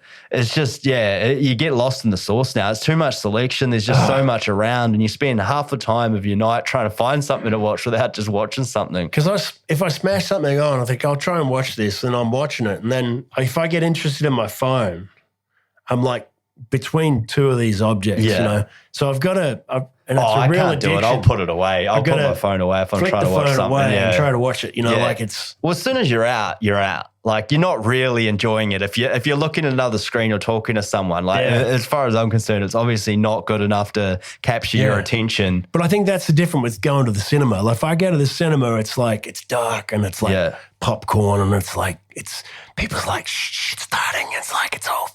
Yeah. I'm the complete opposite, right? I get that. That's what most people. I'm out. I don't even like going to the cinema. Yeah. I'm just too distracted by everything else around me. I am like the people that it just changes the energy for me. I would much 100% rather watch something at home. Like, you have a sound bar these days with the sub and stuff. Like, you got pretty good sound. You can make it good. You can stop it if you need to go to the toilet. You have to wait now a 3-hour movie and hold yourself from not moving in the seat because you're going to piss yourself. Like, I don't know, man. I'm weird like that though. But yeah, I struggle with movies, and I went for a long time of not going to watch one. And I recently went and watched the new Spider-Man one, and I had a great experience. Yeah, it was terrific. It was really well done. It was a good movie. Obviously, it was a good movie. It's doing one of the best movies of all time, apparently. There you go. For numbers. I think always the numbers, right? So yeah, but it was good, and it was a great cinema-going experience for me, and it revitalized it for me. I went and saw Batman the other day. Oh, see, that's Have the thing. you seen it yet? No, everyone's like... Okay, I'm not going to... Everyone's like, why haven't you seen Batman? Yeah. And every time I go to someone and say, oh, come and see Batman with me, they go, oh, sorry, man, I've already seen it twice. Oh, shit. Yeah. I've only seen it once, and that's all I needed to for now. But, yeah. Look, I don't want to say much because you haven't seen it. So. No, but I mean, the trailer looked great. I mean, the whole essence of Robert Pattinson. Yeah. I was going to say the Twilight Kid. Everyone keeps saying that, yeah. But, I mean, he's done a lot of stuff. Have you seen him with William Dafoe in The Lighthouse? I haven't actually watched that. I do. I know he did really well. They did a good movie with that. Was Mike. It took me back to those indie days. I was like, it's shot. Well, I think it is an indie with a slight budget. Yeah. Because it's black and white, and it's sort of telling the story of two men that are trapped in this lighthouse, and they have to wait for a ship to come back. They have no supplies. The main supplies they have is rum and wine. And then that runs out, but then partway through the film, he finds a secondary supply that the last person left. Yeah. So they dig up a hole and they bring this stuff back to the lighthouse, and then they get really drunk and they have this huge fight. And then he fights a seabird, But it's this weird sort of life of these two men in the lighthouse. Yeah. And how. In the beginning, they don't really get on, but by the end of it, they do get on. And then when it goes right to the very end, it's almost like they're just at each other's throats. Yeah. Because it sort of delves in this sort of psychosis of being left alone and you're boxed in with someone else. Yeah, another entity. Yeah. So it was an incredible little picture. But he's a good actor. I've seen some good stuff. Like, honestly, I think he held Tenet together. Did you watch Tenet? Well, I tried to watch Tenet, and it's pretty full on. So I know it's still sitting there for me to watch, but I'll try and watch it. And people are like, Tenet. I think it takes at least 2 attempts to really understand it. Like the Washington kid, like Denzel's son. I think he's good, but he's not great, and he's getting a lot of big. Like, honestly, Robert Pattinson held that film together. Like, he's a supporting actor in it. Washington's the main character, but if Pattinson wasn't so good in it, it wouldn't have done well, I don't think. Like, that's just my personal opinion. He held the movie together. And it's not that I don't like that Washington fella. I've seen him in some other stuff, and he's good. Black Klansman is good with Adam Driver. Yeah, that was actually great. Yeah. But, I definitely think Pattinson. That's why I was like, when he got cast as Batman, I'm like, okay, I've seen some good stuff from him. It's okay. Because Batman's one of my favorite. Like, I love Star Wars as well. Yeah. But yeah, Batman's kind of the one out of all the superhero ones. And I was just like, oh, how's this going to go? Without giving too much away, I think overall it's a pretty good film. It's maybe a tad little drawn out, but it's a good movie. Like, there's a lot of action and stuff going on. Lenny Kravitz's daughter that plays Catwoman. Oh, for me, she won me. She was the best in the film, I felt. Yeah. It's the most that I was connected to, and saying that with Batman. That's what I mean. I think he was good as Batman. I think he was average Bruce Wayne. That's all I'm saying. There you go. But it's different. But I mean, that's how they... It's different. It's very different. I mean, it's a gothic sort of style. It's noir slightly. Yeah. It's good. So it's cool. He's trying to find a different way to portray Bruce, I guess. Exactly. And because we're all familiar with this sort of smart, well-to-do Bruce that's got all his fingers... in the pies. And yet when you see Christian Bale's, he's still presenting that role to some degree, but then he lets out and goes loose and as philanthropy go. Swimming in the pool with the models. It's like, what are you doing? But bro? He's playing a part. Yeah, correct. I mean, Christian Bale in my mind is my best bet. I mean, I love Christian Bale and whatever he's in, though, to be honest. But you would have been obviously growing up in the Keating Batman days and stuff. The Keating, and then before that, Adam West, on TV, because just the reruns, Holy Hole in a Donut, Batman, that whole.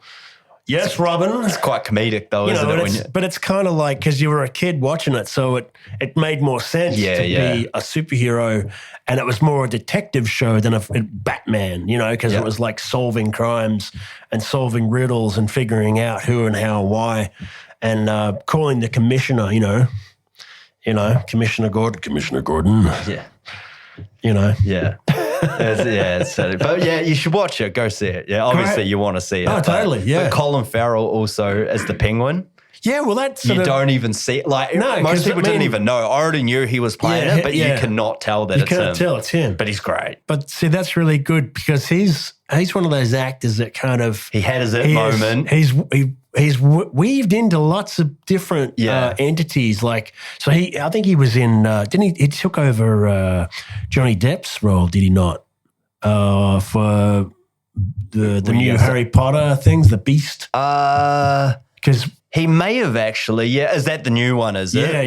Yeah. I mean, hasn't come out. I saw the shorts of it before I watched Batman. Yeah, They showed it. I think he might be in that now. Was Johnny Depp in the other ones before? He was the original. Because there was that blow up with Amber Heard thing and then whatever. Hollywood was just like, and then Hollywood was like, no. So they. I think you're right there. Yeah, Warner Brothers and a couple of other studios broke his contract and didn't want to have anything to do with him. So, and that's because of Amber Heard and her comments. But he's been, he's been still trying to, with respect to Johnny, he's told his story and he's like, I'm telling my story and then there's a full wine bottle being thrown across my head. And then she throws another one and it smashes and it cuts, I think it cut his leg open or something. Yeah, okay. And he did stitches and stuff like that. And then on the other scale of that, she's been saying, oh, no, he abused me and he punched me and all this sort of stuff. So, I mean, it's one of those things. It's like you got to be the fly in the room to see what the real story is. Yeah, and one side, like you can see why it would have this effect, impact, and the other side, like you can see why. And at the end of the day, it's a couple arguing and it got into a dust-up thing and whatever. I mean, I'm sure it happens. When it's in that limelight of media. People, right?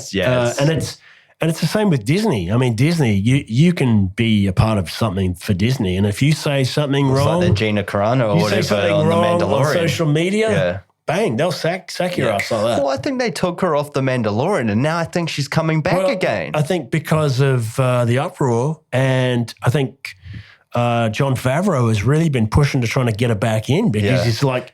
He's done so well with those. Man, that Mandalorian series was so good. And the Boba Fett spin-off, you know. Yeah. I mean, I just really, I've been a Star Wars fan since I was probably, God, I don't know, like seven or eight. Yeah. I still got like original pieces. I still got like the black Han Solo pistol. Yeah. I've seen buttons. A few things you put up on Facebook and you've got and it's still in its box. Yeah.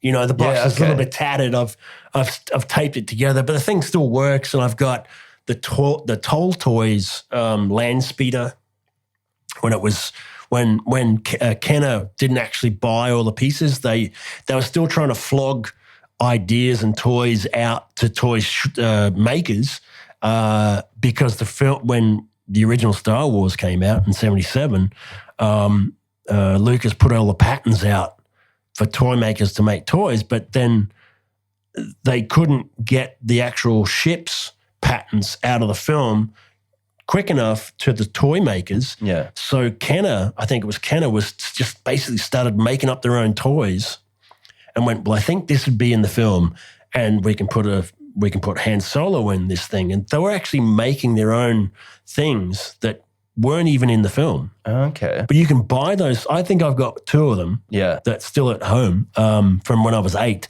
And if you have those things, they're worth a lot of money because essentially they weren't in the film, but they represented the film. Yeah. Because they couldn't get the patterns there quick enough for them to make the toys. And you can see that through history when you go to buy something from the shop. And I know when I was as a kid, they released Jedi, Return of the Jedi, and we couldn't get anything from Empire because it still wasn't coming across the sea yet. Yeah, right? For sure. Because we didn't have the internet in those days or mobile phones.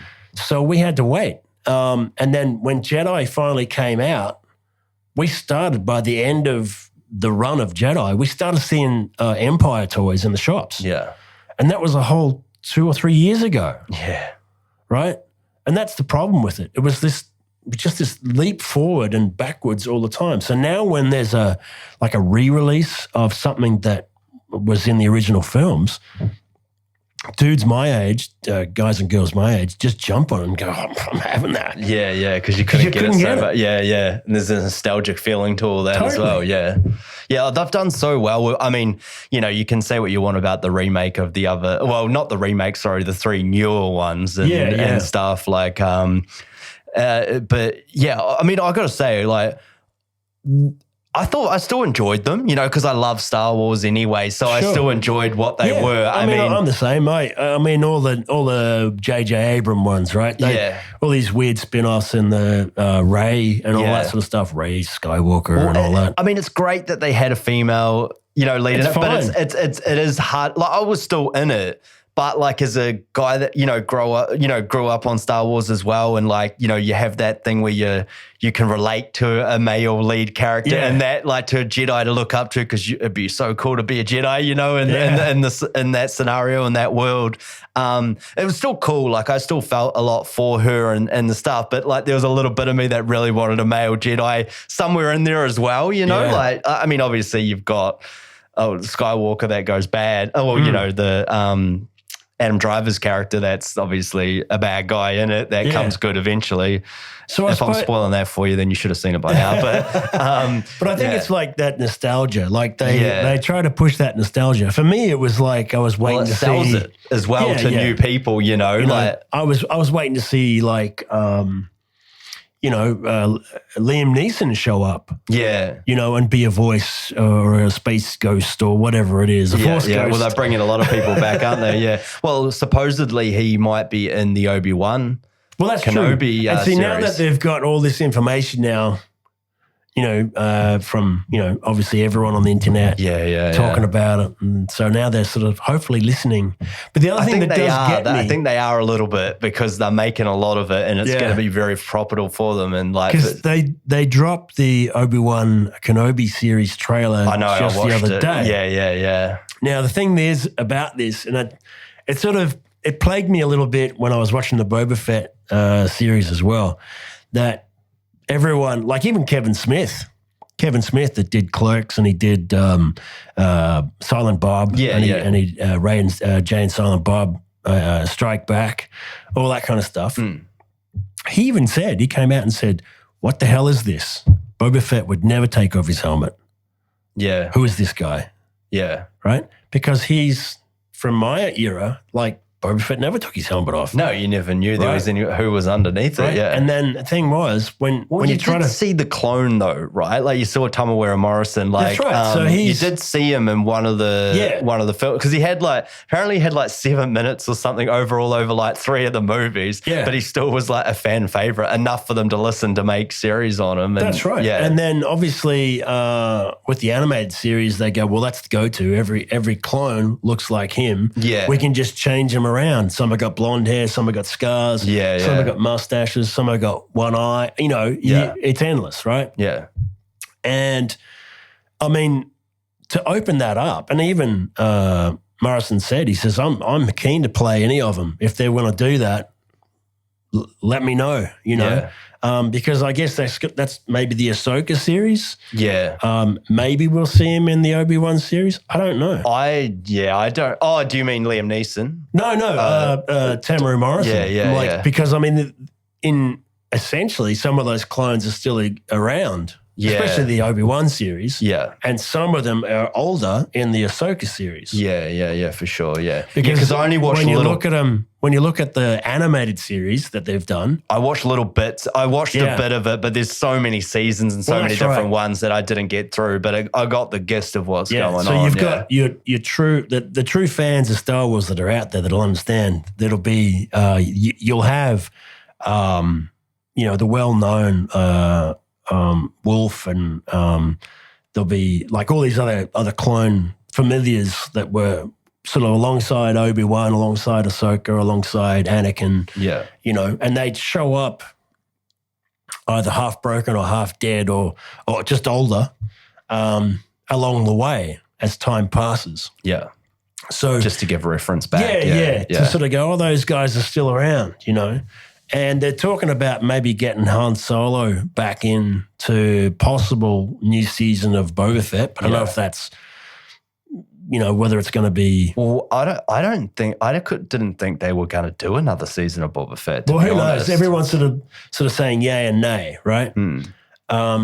Well, The Mandalorian was terrific. Like, that was amazing. Like, they actually, out of, like, as I was going to say before, like, the movies and stuff, like, my favorite ones of the newer movies was the Han Solo one and the Rogue One. Yeah. Like, for me, and I guess it's probably a bit of that nostalgic effect because they got some of they're in the old school, world of so Star Wars. Living in that same world. But they had more substance to them, I felt think that's like. Right. And the Han Solo Forever was my favorite one. And then I rewatched Rogue One a couple of weeks ago. I was like, nah, this one is really good as well. There's no real happy, heroic ending to that. Like they do their thing, they sacrifice themselves and end up dying. Yeah. But like Han Solo, I wish they did another movie of that because I really liked that one. I thought that was terrific. Yeah. But yeah, Jon Favreau hit it out of the park with the Mandalorian series of bringing all those elements back into it and still having a bit of new school about it.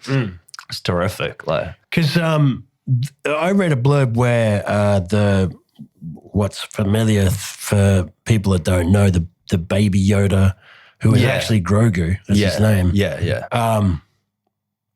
They were actually not going to include that little character at all. They said, "Oh no, it's a silly, too much. It's a silly idea. That's too Lucas." Because essentially, that's a very Lucas idea to put like a child in these things. Because if you think about Jedi, they had Ewoks. If you think about all the offshoots when we were kids, that was like Ewok Adventure. There was 2 young kids in those films. I don't know if anyone know or any. I don't think I've seen that. I love the Ewoks, and they do exist. Yeah. If you look at Disney, they've actually got them up again. I remember seeing them when I was a kid. Yeah, because there was no more Star Wars because it finished. Yeah, in 1983 that was it. Luke Skywalker. We go, okay, well that's it then. And then they made all these offshoot series of like Ewoks and stuff like that, and they still existed. So there was a hope that maybe one day they were going to pull out the old characters and do 3 more films. They waited a long time though, didn't they? They sure did. Yeah. And that's the kick. I suppose that's the kick in the teeth a bit, where even for Carrie Fisher, she actually does die in real life, and Harrison Ford's character dies in the film, and then. Because Carrie has passed, well, they had nowhere else to go but to kill her off. Yeah. In the film. Yeah, and they used a little bit of CGI to do that too, right? Yeah. Right. So, and it's sad because I don't know how many times Carrie has voiced her opinion to Lucas. To bring it all back. To go, you're sitting on your hands, George. Oh, it's a gold mine. Like, what are you doing? Yeah, obviously he'd had enough and just wanted to, Yeah. Yeah. And then he did, obviously, the prequels, Phantom Menace, Attack of the Clones, and then Revenge of the Sith. Yeah.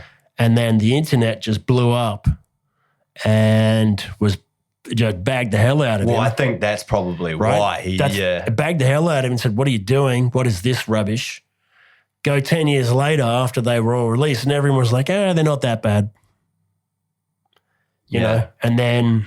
And I think that's the thing, like he was, like that probably hurt him a lot, like people like not liking it. And that's right. And he wanted to walk away, just but I'm done. Yeah. And fair enough. Like, and you don't want to like oversaturate it and damage like how good the other movies were, you know, that's like, and everybody loved them. So there's a point where you got to say no. In the day and age where they're doing Fast and Furious 10 and they're doing so many of the same thing, it's just got so ridiculous. And then you can see why it feels a little watered down, a couple of those newer ones that they did do. That's why I felt there was more substance in the Han Solo one and the Rogue One. They did so well with that. There was room enough to allow you to understand that these guys and girls existed before that time. So it allowed them to really create that character and get them from point A to point B, and we can see that journey where they go, okay, well, that makes sense because he's eventually going to be a scoundrel. He's eventually going to be, storing stuff and hiding it away in the Falcon. Yeah, because that was his gig. You know, God, I want to see another one of those, another movie of the Han Solo one. I don't know if they're going to do it, though. It's been so long now. But I thought that guy played it really well, though, as well. He was great. And that's why it's going to be interesting what they do with the Mandalorian, keep bringing Luke Skywalker back. I hope they don't bring Luke Skywalker back too much because whilst, you know, they're using the deep fakes or the CGI and everything, like it's great. They did a good job. It's like, don't do it too much because you can tell it's not quite real, you know. And it's great to see him. It's awesome to have it in there, but just let that be, like, you know, and I don't know how they're going to get around that with the Ahsoka stuff as well. I'm really looking forward to seeing her. I thought that was a great casting choice to get that Rosanna Dawson. Yeah. And I didn't even know who Ahsoka was until I watched a little bits of the cartoons because I started to bring it back. And I was like, I talked to a mate at work that knows a lot about all of this. And I'm like, okay, I'll give it a crack. She's essentially Anakin's Padawan. Yeah. And she's great. And I'm really looking forward to that series. I think that'll be really good as well. And the Obi-Wan, I can't wait for that as well. Like, and that's very soon, May 23rd, I think that drops. So, and that's the whole thing. These things that they've got right now works really well. So let's hope that they make it work better. Yeah. Now, talking about the Obi-Wan trailer, and this is one thing that does irk me with that the deep fake, that when you actually see these guys and girls that are right there and they can cast these villains and good people from the animated series. When we see the Boba Fett show, we see Cad Bane, and he shows up. So we've only ever seen Cad Bane in animation, and then they get an actor dressed up as Cad Bane in real life, and real live action. And everyone was just like, "No, he's not blue enough. His face is too squashed. His nose is too big." That, you know, these fans are just pulling it to pieces. Yeah, I know. It's like, be happy that they're doing it. Right. Now, someone else has come through now, and it's supposed to be I think the Grand Inquisitor or whatever it was.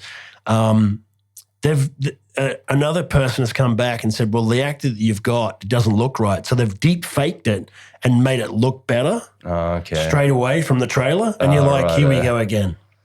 Just leave it alone. I actually thought that because I didn't know the Cad Bane character until I watched a little bit of I saw it coming in the anime stuff. I thought they did a pretty good job. I'm not balls deep in the anime, because no one's ever going to be happy. Star Wars fans are probably the hardest to please, man. Dude, just be happy they're doing the goddamn thing.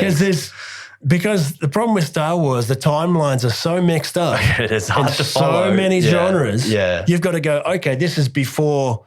You know, if you know, they go like BBY, or they state these facts. Yeah. And you go, what the hell does that mean?